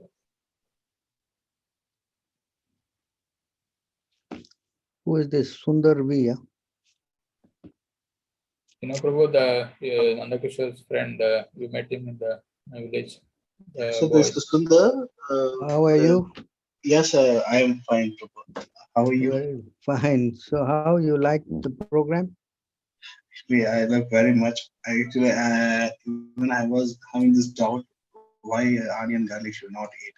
Actually, last time when we met Nagesh and I asked him, and even he also explained about me this, and today I got clear information about why we should not eat garlic and onion. Thank you. And translate into Kannada. ಇವ್ರು ಬಂದ್ಬಿಟ್ಟು ಒಂದು ಹೇಳ್ತಾ ಇರೋ ಒಂದು ತಮ್ಮ ಅನಿಸಿಕೆಯನ್ನ, ಯಾಕೆ ಈರುಳ್ಳಿ ಬೆಳ್ಳುಳ್ಳಿಯನ್ನ ತಿನ್ಬಾರ್ದು, ಸೇವನೆ ಮಾಡಬಾರ್ದು ಅಂತ ಅವ್ರಿಗೊಂದು ನಿಖರವಾದ ಒಂದು ಉತ್ತರ ಇವತ್ತಿನ ಒಂದು ಸಮಾವೇಶದಲ್ಲಿ ಅವರಿಗೆ ದೊರೆತಿದೆ ಅಂತ ಅವ್ರು ಹೇಳ್ತಾ ಇದ್ದಾರೆ. Very good. Thank you. What about Nagaraju? Who's that? Hello. Does he speak?